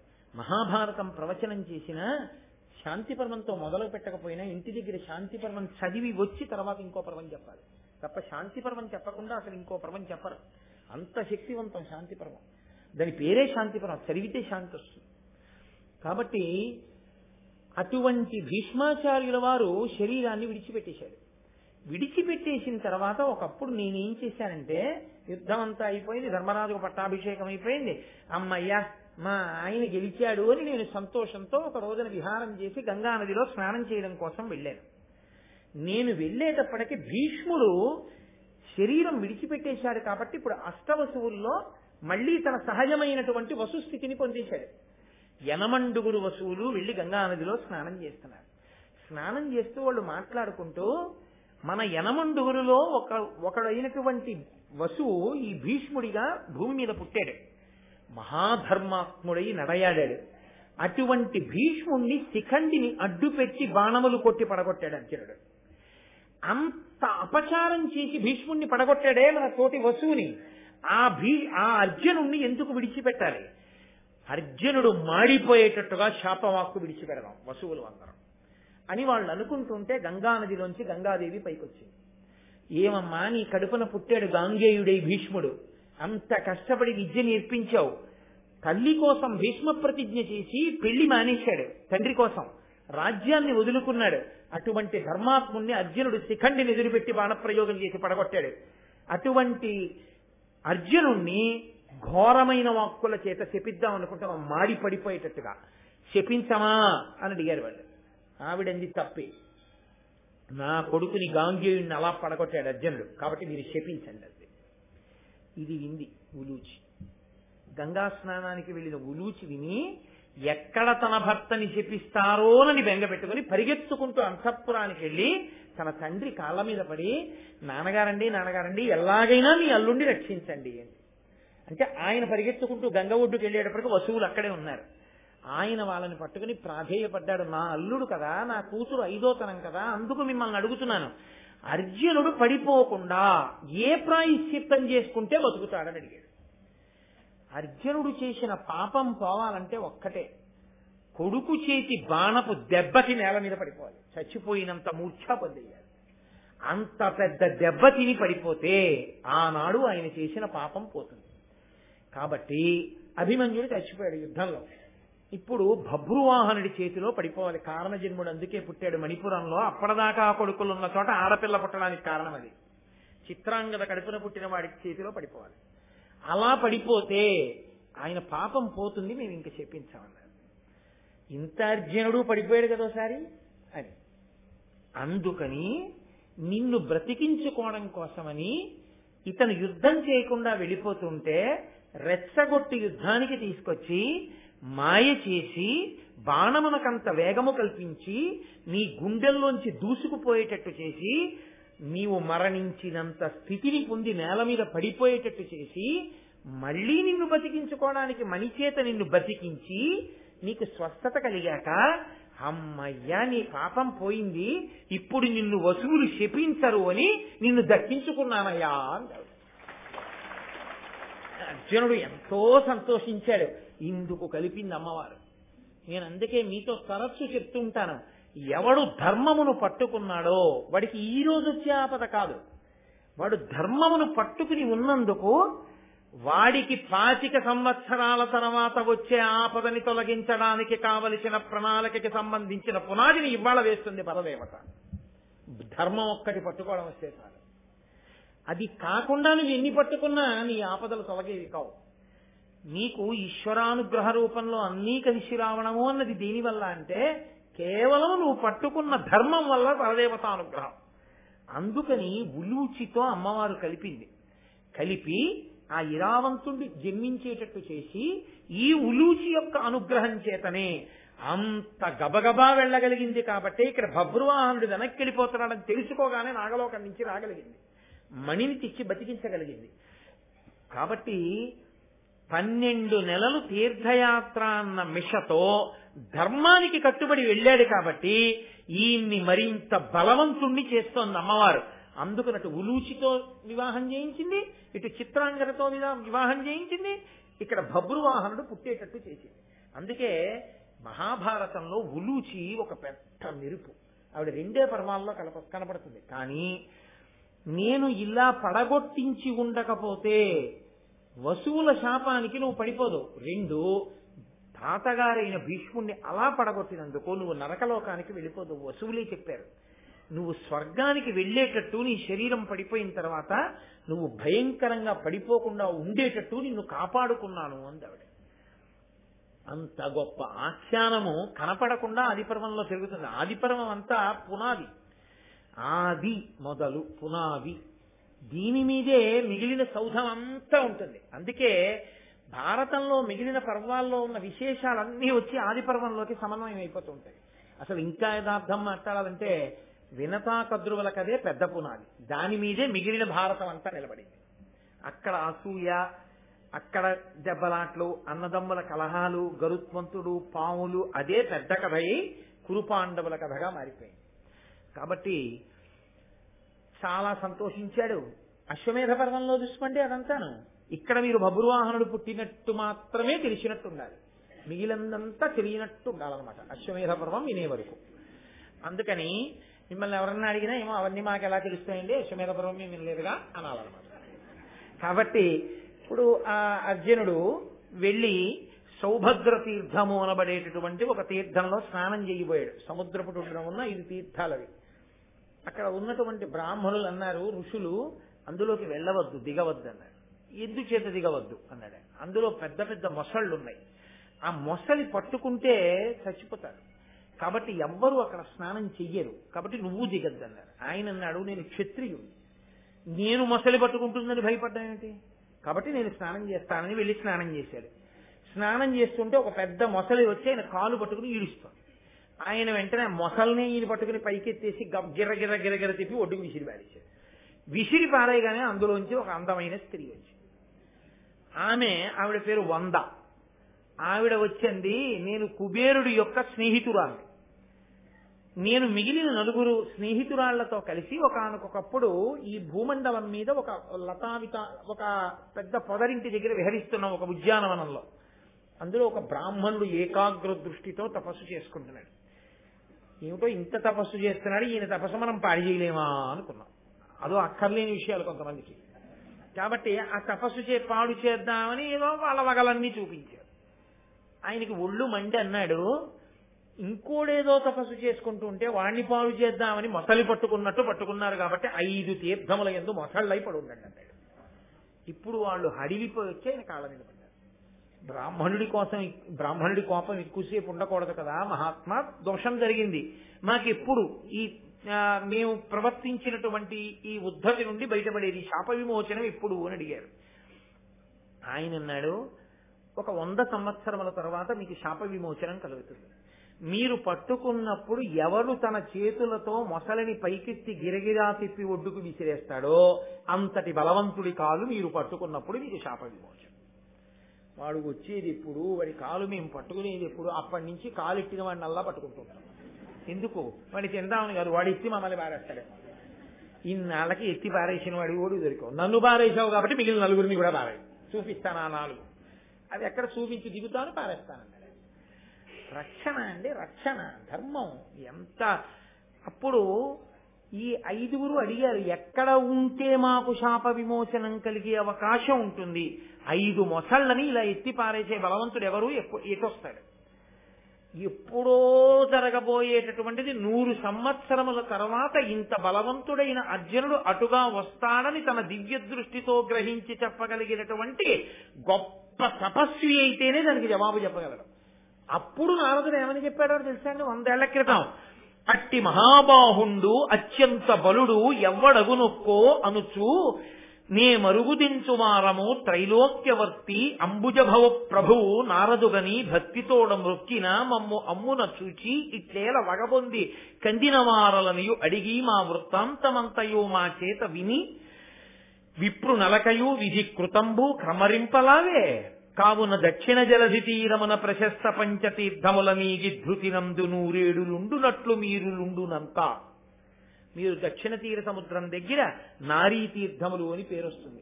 మీ 5 ఆడవాళ్లు వెళ్లి 5 మొసళ్ళై వాటిలో పడుండండి. 5 తీర్థాలు ఉన్నాయి. సౌభద్ర తీర్థము, పౌలోమ తీర్థము, కారంధమ తీర్థము, ప్రసన్న తీర్థము, భరద్వాజము అని 5 తీర్థాల్లోనూ ఉండండి. వస్తాడు 100 ఏళ్ల తర్వాత ఒక బలవంతుడు, ఆయనకి తెలిసి అర్జునుడు వస్తాడు.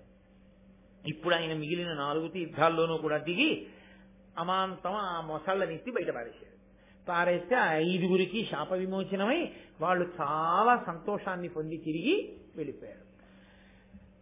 వాళ్ళు వెళ్ళిపోయిన తర్వాత అర్జునుడు చాలా సంతోషించాడు. ఎక్కడది ఎంతవరకు అంతవరకే, వాళ్ళకి శాప విమోచనం అయిపోయింది, అర్జునుడు వెళ్ళిపోయాడు.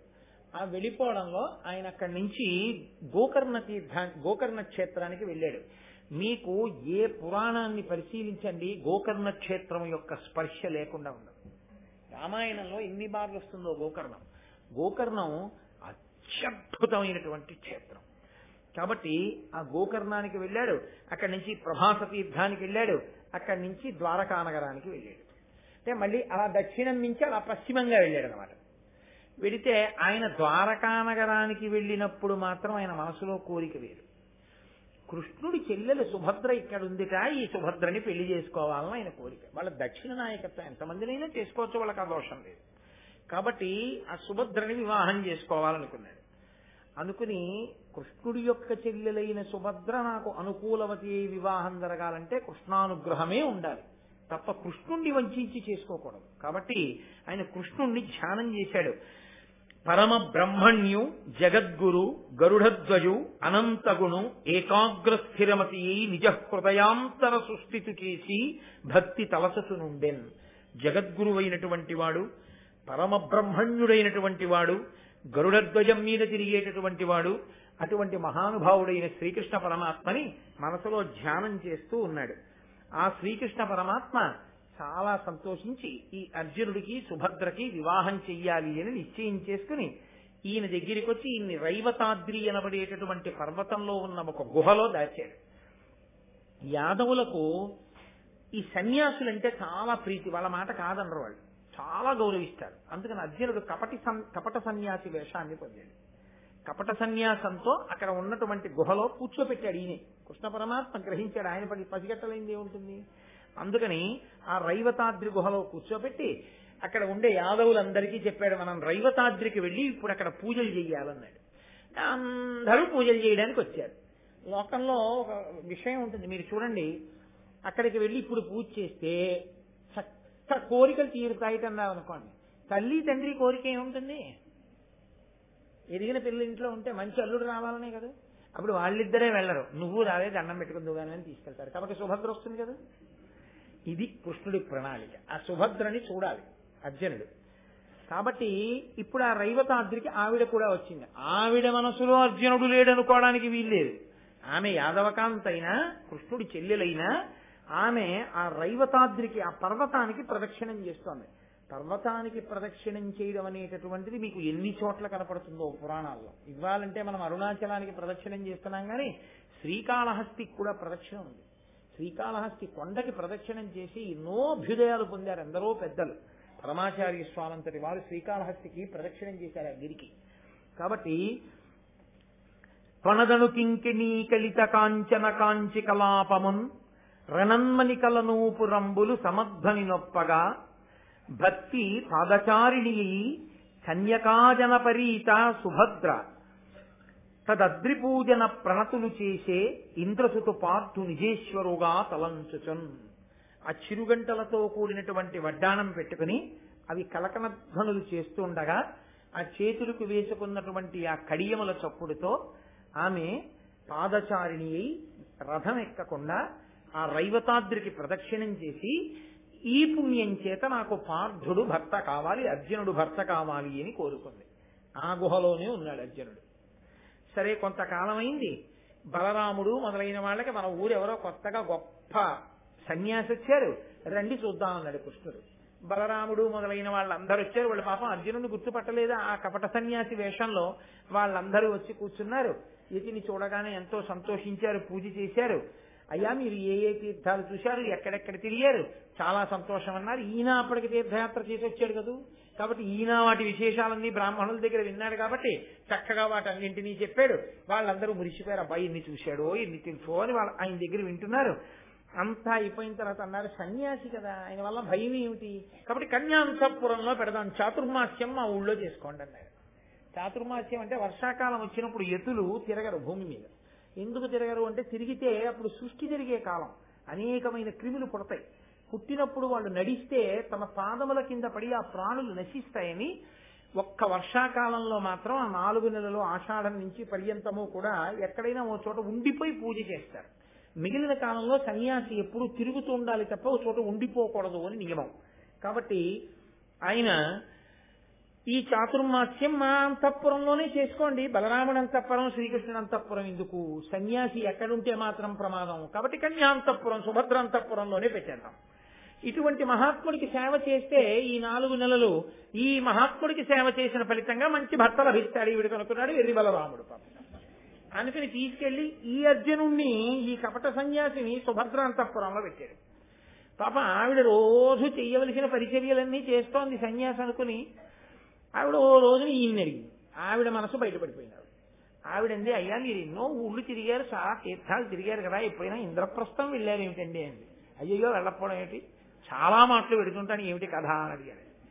ఏం లేదు, అక్కడ అర్జునుడు ఉన్నాడంటారు కదా, ఆయన ఇప్పుడు ఇంద్రప్రస్థంలోనే ఉన్నాడా, ఎలా ఉంటాడు ఏమిటి. ఆవిడ మనసు బయటపడిపోయింది అక్కడ. అది అడిగేటప్పటికీ అర్జునుడు వెంటనే, నేనే అర్జునుడిని సుభద్ర, నీకోసమే ఈ వేషం కట్టానన్నాడు. వేషం మాట దేవుడి ఎరుగు, కపట సన్యాసి వేషమా కట్టేది. వేషం కట్టి ఇన్నాళ్ళు చాతుర్మాస్యమా, పైగా నా అంతఃపురంలో, ఇది బలరాముడికి తెలిస్తే ఇంకేమైనా ఉందా. ఆయన అన్నాడు, తిరిగి ఎందుకు, క్షత్రియులకి గాంధర్వ వివాహం ఉంది, నేను వివాహం చేసుకుని తీసుకుపోతాను వచ్చేయన్నాడు. అలా వద్దు, పెద్దలైన వారు కన్యాదానం చేస్తే బాగుంటుంది. అన్నిటికీ ఉండనే ఉన్నాడు కదా మహానుభావుడు, లీలా నాటక సూత్రధారి. కాబట్టి కృష్ణ భగవానుడు ఉన్నాడు, ఆయనే చేస్తాడు మా అన్నయ్య పెళ్లి, కంగారు పడకండి. ఈ కృష్ణ పరమాత్మ ఏం చేశారంటే, సుభద్రతో అర్జునుడికి వివాహం చెయ్యడాన్ని ఇష్టపడే వాళ్ళైన వాళ్ళందరూ ఎవరున్నారో ఆ దేవకి, వసుదేవుడు, సాంబుడు, సంకర్షణుడు, సారణుడు, సాత్యకి, ప్రద్యుమ్నుడు, వీళ్ళందరికీ చెప్పి వీళ్ళందరినీ ఇక్కడుంచి, అన్నగారు బలరాముడు యాదవకాంతని వాళ్ళకి ఇవ్వడం ఏంటంటాడు, ఒప్పుకోడు. అందుకని ఆయన దగ్గరికి వెళ్ళి, ఆయనకి పాపం ఎక్కడైనా పూజలు జరుగుతున్నాయి, ఎక్కడైనా పెద్ద పెద్ద విశేషాలు జరుగుతున్నాయంటే చాలా సంతోషం, వెళ్ళిపోతాడు. ఒక్కొక్కరికి ఒక్కొక్క సంతోషం, ఒక్కొక్కరిది మంచి లక్షణం ఉంటుంది, ఒక్కొక్కరికి అర్థం లేని సంతోషం. అలా ఎందుకు చేస్తారో తెలియదు. నాకు తెలిసి ఒక ఆవిడ ఉండేది, మా దూరపు బంధువు. ఆవిడ ఏ సినిమా అయినా సరే, అది ఏ సినిమా అన్నది అవసరం, అది మలయాళం కానివ్వండి, తమిళం కానివ్వండి, లేకపోతే తెలుగు కానివ్వండి, ఒరియా భాష కానివ్వండి, అందున ఆవిడకి మార్నింగ్ షోకే వెళ్ళాలి. ఆవిడ వచ్చిన రోజు చూడాలి, ప్రతిరోజు ఆవిడ అలా సినిమాలు చూసేవారు. నేను ఎప్పుడైనా ఆవిడ్ని దీని కథ చెప్పు అని అడిగామనుకోండి, ఇందులోని మొదలుపెట్టి ఆవిడ ఇంకో దాంట్లోకి వెళ్ళిపోయేది. పాపం అన్ని చూడటంలో ఆవిడకి ఏ ఒకటి సరిగ్గా పూర్తిగా గుర్తుండేది కాదు. అదేంటి అలా, అది కాదు కదా, ఇంకో సినిమా చెప్పేస్తున్నాను అంటే ఎన్నని చెప్పను నాన్న, ఇన్ని చూడటంలో నాకు ఏమి గుర్తుండవనేది. ఆవిడ వెళ్ళి ఓసారి అసలు ఎవ్వరూ లోకంలో చూడనటువంటి సినిమా కూడా ఆవిడ ఓసారి చూసొచ్చింది. చూసేస్తే ఎవ్వరూ దానికి వెళ్ళలేదని విన్నానని, ఒక రోజే ఆడిందని విన్నాను, అందులో మార్నింగ్ షోలో నువ్వు ఒకదానికి ప్రేక్షకురాలివి, ఎందుకు వెళ్ళావు, నీకేం అర్థమైందని అడిగాను. అంటే ఆవిడండి, నేను నిజంగా ఆవిడ ఔదార్యానికి తెల్లపోయాను. నాయన సినిమా తీయడానికి బహుశా వాళ్ళు కొన్ని లక్షలు ఖర్చు పెట్టి ఉంటారు, నేను ఇచ్చింది ₹1.20. ₹1.20కి అందులో ఉన్నటువంటి మంచి చెడు నేను ఎంచాలా అన్నారు. అయ్యో బాబోయ్, ఎంత విశాల హృదయం, అందుగా చూడగలుగుతాం, సినిమాలు చూడడానికి ఇంత విశాల హృదయం అనుకున్నాను. అలా ఒక్కొక్కరిది ఒక్కొక్క సంతోషం. ఒక్కొక్కరు చూడండి, వెళ్ళిన యాత్ర అయినా సరే, వాళ్ళు ఎవరో యాత్రకి వెళ్తున్నారంటే ఎలా అయినా వచ్చేస్తామండి, టికెట్లు ఏమైనా పర్వాలేదు జనరల్ కంపార్ట్మెంట్ ఎక్కేస్తామండి. ఒక్కొక్కరు వద్దంటే ఊరుకుంటారు పాపం, ఒక్కొక్కరు అసలు ఉండలేరు యాత్ర అంటే. బలరాముడికి ఎక్కడన్నా ఉత్సవం జరుగుతోంది, ఏదైనా పెద్ద పూజ జరుగుతోంది, పెద్ద తిరణాలు జరుగుతున్నాయంటే మహా సంతోషం. అందుకని కృష్ణుడు బలరాముడి దగ్గరికి వచ్చాడు. అన్నయ్య ఆంతరద్వీపంలో గొప్ప శివ పూజ జరుగుతోంది, మహోత్సవం జరుగుతోంది పరమేశ్వరుడికి. ఇంటికి పెద్దవాడివి కదా అన్నయ్య, నువ్వు వెళ్ళు మనందరి తరపున. అయ్యో తప్పకుండా వెళ్తాను రా, పరమేశ్వరుడు ఉత్సవం జరుగుతుంటే వెళ్ళకపోవడం ఏంటి, పాపం ఆంతరద్వీపానికి వెళ్ళిపోయాడు. ఆయన అక్కడికి వెళ్ళగానే ఈయన ఏం చేశాడంటే భృగువు నారదుడు మొదలైనటువంటి వాళ్ళని సదస్సుల్ని చేసి కశ్యప ప్రజాపతిని హోమకర్తన చేసి రుక్మిణి సత్యభామ అరుంధతి మొదలైన వాళ్ళని ముత్తైదువల్ని చేసి వీళ్ళందరినీ కూర్చోబెట్టి ద్వారకా నగరంలో చక్కగా సుభద్రార్జునుల వివాహం పూర్తి చేసి రథం ఎక్కి మీరు వెళ్ళిపోండి. వీళ్ళు రథం ఎక్కి బయటికి వెళ్ళిపోగానే లోపల అంతఃపురంలో జరిగిన పెళ్లి ఎవరికి జరుగుతుంది కనుక. అంతఃపురాలంటే మామూలుగా ఉంటాయి అనుకుంటున్నారు, ఊరంతుంటాయి అవి. బయటికి వెళ్ళిపోతుంటే అక్కడ ఆ అంతఃపుర రక్షకులు చూసి దేవుడి సుభద్రని అర్జునుడు ఎత్తుకుపోతున్నాడు, ఈ విషయం బలరాముడికి తెలియదా అని బలరాముడికి కబురు చేశారు. ఆయన గబగబా ఆ నాగలు పట్టుకుని వచ్చేశాడు. వచ్చేసి ఆ దుష్టుడు అర్జునుడు క్షత్రియుడు పిల్లని ఎత్తుకుపోతాడా, రండి యాదవులం అందరం కలిసి వెళ్లి ఆ అర్జునుడిని నిగ్రహిద్దాం అంటే వెంటనే కృష్ణుడు అన్నాడు, అన్నయ్య ఈ పాటి దానికి యుద్ధాలు గొడవలు ఎందుకన్నయ్య, అర్జునుడు బలపరాక్రమాలు మనకి తెలియవా, ఎన్ని అస్త్రాలు ఇన్ని శస్త్రాలు ద్రోణాచార్యులు వారి దగ్గర అన్ని నేర్చేసుకున్నాడు అన్నయ్య. అయినా ఇప్పుడు వెళ్ళి అర్జునుడిని ఏమైనా చేసేస్తే పిల్ల ఏమైపోతుంది, పెళ్లి అయిపోయిన తర్వాత ఊరికి నక్షత్రాలు వేసేద్దు అన్నాడు. అంటే పాపం బలరాముడు అన్నాడు, అంతేనంటావా అన్నాడు. అంతే అన్నయ్య, పెళ్లి అయిపోయింది కదా, ఎందుకు వచ్చిన గొడవలు, వెళ్ళి చూసొచ్చి చక్కగా బట్టలు పెట్టి వచ్చేద్దాం, పెద్దవాడు ఎంత మర్యాదగా ఉంటుంది, చక్కగా నాతో పాటు రా, ఎవరికి ఇవ్వవలసిన నగలు బట్టలు అన్ని ఇచ్చి, అయ్యో నాకు తెలియకుండా అయిపోయింది పెళ్లి అందుకుని వచ్చానమ్మా అని సంతోషంగా ఉండదు, నీ పెద్దరికం నిలబడుతుంది, గొడవలు ఎందుకులే అన్నయ్య. అయితే సరే రా బట్టలు పట్టుకుని వెళ్ళిపోదాం మనం. బాబా బలరాముడు ఆయన స్థితి అది. కృష్ణ భగవానుడు మహాభారతంలో ప్రత్యేకించి ఆయన అవతారం అబ్బో అద్భుతమైన అవతారం. ఎక్కడెక్కడ ఎవరిని కలపాలో అలా కలపడం వల్ల ఏం జరుగుతాయో ఆయనకి తెలుసు. జగన్నాటక సూత్రధారి అభిమన్యుడి యొక్క ఉత్పత్తి కోసం చేశాడు అది. అభిమన్యుడు పుట్టాలి, అభిమన్యుడి వలన పరీక్షిత్తు పుట్టాలి, వంశకర్తగా అక్కడ అభిమన్యుడు నిలబడాలి. అభిమన్యుడు నిలబడాలంటే సుభద్ర అర్జునుడి భార్య కావాలి. దీని వెనక మళ్ళీ పెద్ద మర్మం, అందుకోసమని చేయించాడు ఈ పెళ్లి. అంతేగాని ఏదో అన్నగారిని మాయ చేసేద్దాం అల్లరి చేసేద్దాం అలాంటి పిచ్చి పనుల కోసం కాదు ఆయన చేసేవన్నీ. కాబట్టి ఇప్పుడు వాళ్ళు వెళ్ళిపోయారు. వెళ్ళిపోయిన తర్వాత ఆ వెనకాలే మిగిలిన వాళ్ళందరూ వెళ్ళారు. చక్కగాను వాళ్ళకి సంతోషంగా బట్టలు పెడదామని ఈలోగా అర్జునుడు ఇంద్రప్రస్థ నగరం దాకా వెళ్లి అంతఃపురం లోపలికి వెళుతూ సుభద్రని పిలిచి అన్నాడు, నే రాను నీతోటి, నువ్వు ఒక్కదానివి గోపకాంతలతో కలిసి వెళ్లి ద్రౌపదీదేవికి నమస్కారం చెయ్యాలి. అలాగే అన్నాడు. ఎందుకు అనలేదు, ఆయనే చెప్పాడు కారణం. ద్రౌపదీదేవి మహాపతివ్రత, అంత గొప్ప ఇల్లాలు, అయినా మాకు కూడా భయమే ఆవిడంటే. ఎందుకో తెలుసా, అంత గాంభీర్యము అంత పాతివ్రత్యము ఉన్న ద్రౌపదీదేవి కాదు లోకంలో ఏ భార్యకైనా బాధ కలిగేది తన భర్త ఇంకోళ్ళని కూడా పట్టుకుని ఇంటికి వస్తాయి.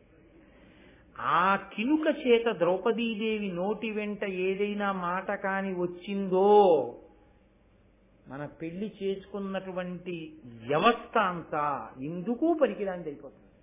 కాబట్టి నువ్వు వెళ్ళి నమస్కారం చేయి, సాటి ఆడదానివి కాబట్టి చక్కటి ఆశీర్వచనం చేస్తుంది.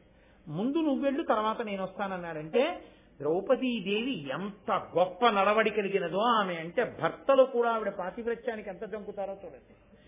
కాబట్టి ఇప్పుడు ఈవిడ వెళ్లి నమస్కారం చేస్తే, పంకజాక్షి నీ పతి ప్రతిపక్ష వీర విజయుడయ్యడు, నీవును వీరపుత్ర జనని వగుమని దీవించే సంతసంబుతోడా వసుదేవ పుత్రి ఆ ద్రుపద పుత్రి. ఆ ద్రుపద పుత్రి అయినటువంటి ఆ తల్లి ద్రౌపదీదేవి ఆశీర్వచనం చేసింది, పంకజాక్షి నీ పతి నీ భర్త ప్రతిపక్షంలో ఉన్న వీరులను జయించగలిగిన మొనగాడవుతాడు, విజయుడవుతాడు. ఆవిడ ఆశీర్వచనమే అసలు నిజానికి అంత గొప్పవాడు కాదు. నీ కడుపున పుట్టినటువంటి వాడు వీరపుత్రుడవుతాడు, వంశకర్త అవుతాడు. ఆ మాటే నిజమైంది. అలా అని చెప్పిన తర్వాత ఆ సుభద్రార్జునుడికి కొంతకాలం అయిన తర్వాత కొడుకు పుట్టాడు, ఆయనే అభిమన్యుడు. ఆ అభిమన్యుడు ధన్యులకా సుభద్రకు శతకృతు పుత్రునకు ఉద్భవించే సమ్మాన్యయశుండు పుత్రుడు అభిమన్యుడు, వైన్య విభుండు అనన్య సామాన్య పరాక్రమ ప్రబల మాన్యుడు, పుణ్య చరిత్రుడు అన్య రాజన్య భయంకరుండు, రణశౌర్యుడు, పాండవ వంశకర్తయై. అపారమైనటువంటి బలం కలిగినటువంటి వాడు, ధౌమ్యుడి దగ్గర 6 అంగములతో కూడినటువంటి వేదాన్ని చదువుకున్నవాడు, ధనుర్వేదాన్ని స్వయంగా తండ్రి అయినటువంటి అర్జునుడి దగ్గర చదువుకున్నవాడు, వ్యూహములకు ప్రతివ్యూహములు రచించగలిగినటువంటి వాడు, శత్రువుల్ని భేదించగలిగినటువంటి వాడు, అపారమైనటువంటి పరాక్రమం ఉన్నవాడు, పుణ్యమైన చరిత్ర కలిగినటువంటి వాడు, శత్రుజన భయంకరుడైనటువంటి వాడు, బంధువుల పట్ల ప్రీతి కలిగినటువంటి వాడు, వంశకర్త అయినటువంటి వాడు, అభిమన్యు కుమారుడు సుభద్రార్జునులకు జన్మించాడు. వంశకర్త అన్నమాట అందుకే వచ్చింది. ఆ అభిమన్యుడి తేజస్సు అయినటువంటి పరీక్షితే చిట్ట చివరికి కురువంశానికి మిగిలిన నలుసు. ఆ అభిమన్యుడు చక్కగా వాళ్ళ దగ్గర చదువు నేర్చుకున్నాడు, వృద్ధిలోకి వచ్చాడు, సంతోషంగా ఉన్నాడు. ఈలోగా ద్రౌపదీదేవికి 5 పతుల వలన 5 కొడుకులు పుట్టారు. ప్రతివింధ్య, శృతసోమ, శృతకీర్తి, శతానీక, శృతసేన అనబడేటటువంటి 5 కుమారులు వరుసగా ధర్మరాజ, భీమ, అర్జున, నకుల, సహదేవుల వలన ఆవిడకంది. చక్కగా సంతోషంగా ఇంద్రప్రస్థ నగరంలో 5 భార్యలతో 5 పాండవులు, ద్రౌపదీదేవి, సుభద్రార్జునులు అందరూ ఎంతో ఆనందంగా జీవితాన్ని సంతోషంగా గడుపుతున్నారు. అంత సంతోషంగా గడుపుతున్నారన్న వార్త దగ్గర మళ్ళీ కొనసాగింపేందుకు అలా ఉండనివ్వండి, రేపు చూద్దాం. కాబట్టి రేపు సాయంకాలం 6:30 మళ్ళీ తిరిగి కలుసుకుని ఆదిపర్వాన్ని రేపు ఒక అత్యద్భుతమైన ఘట్టంతో రేపటితో ఆదిపర్వం పూర్తయిపోతుంది. రేపటితో ఆదిపర్వం పూర్తయిపోతుంది కాబట్టి ఈ సంవత్సరానికి ఈ దేవాలయంలో నేను ఈ వేసవి కాలంలో, వసంత కాలంలో పెట్టుకున్న నియమం ప్రకారం చేసేటటువంటి ప్రసంగాలు ఏవైతే ఉన్నాయో అందులో అంతర్భాగంగా భారతం ఆదిపర్వం మీద ప్రసంగాలతో రేపటితో ఈసారికి నేను చేస్తున్న ప్రసంగాల పరంపర కూడా పూర్తయిపోతుంది. మళ్లీ ప్రసంగాలు ఈశ్వరుడు ఎప్పుడు ఆదేశిస్తే అప్పుడు. మంగళాశాసనపరై మదాచార్య పురోగమై సర్వైశ్చ పూర్వైరాచార్యై సత్కృతాయాస్తు మంగళం.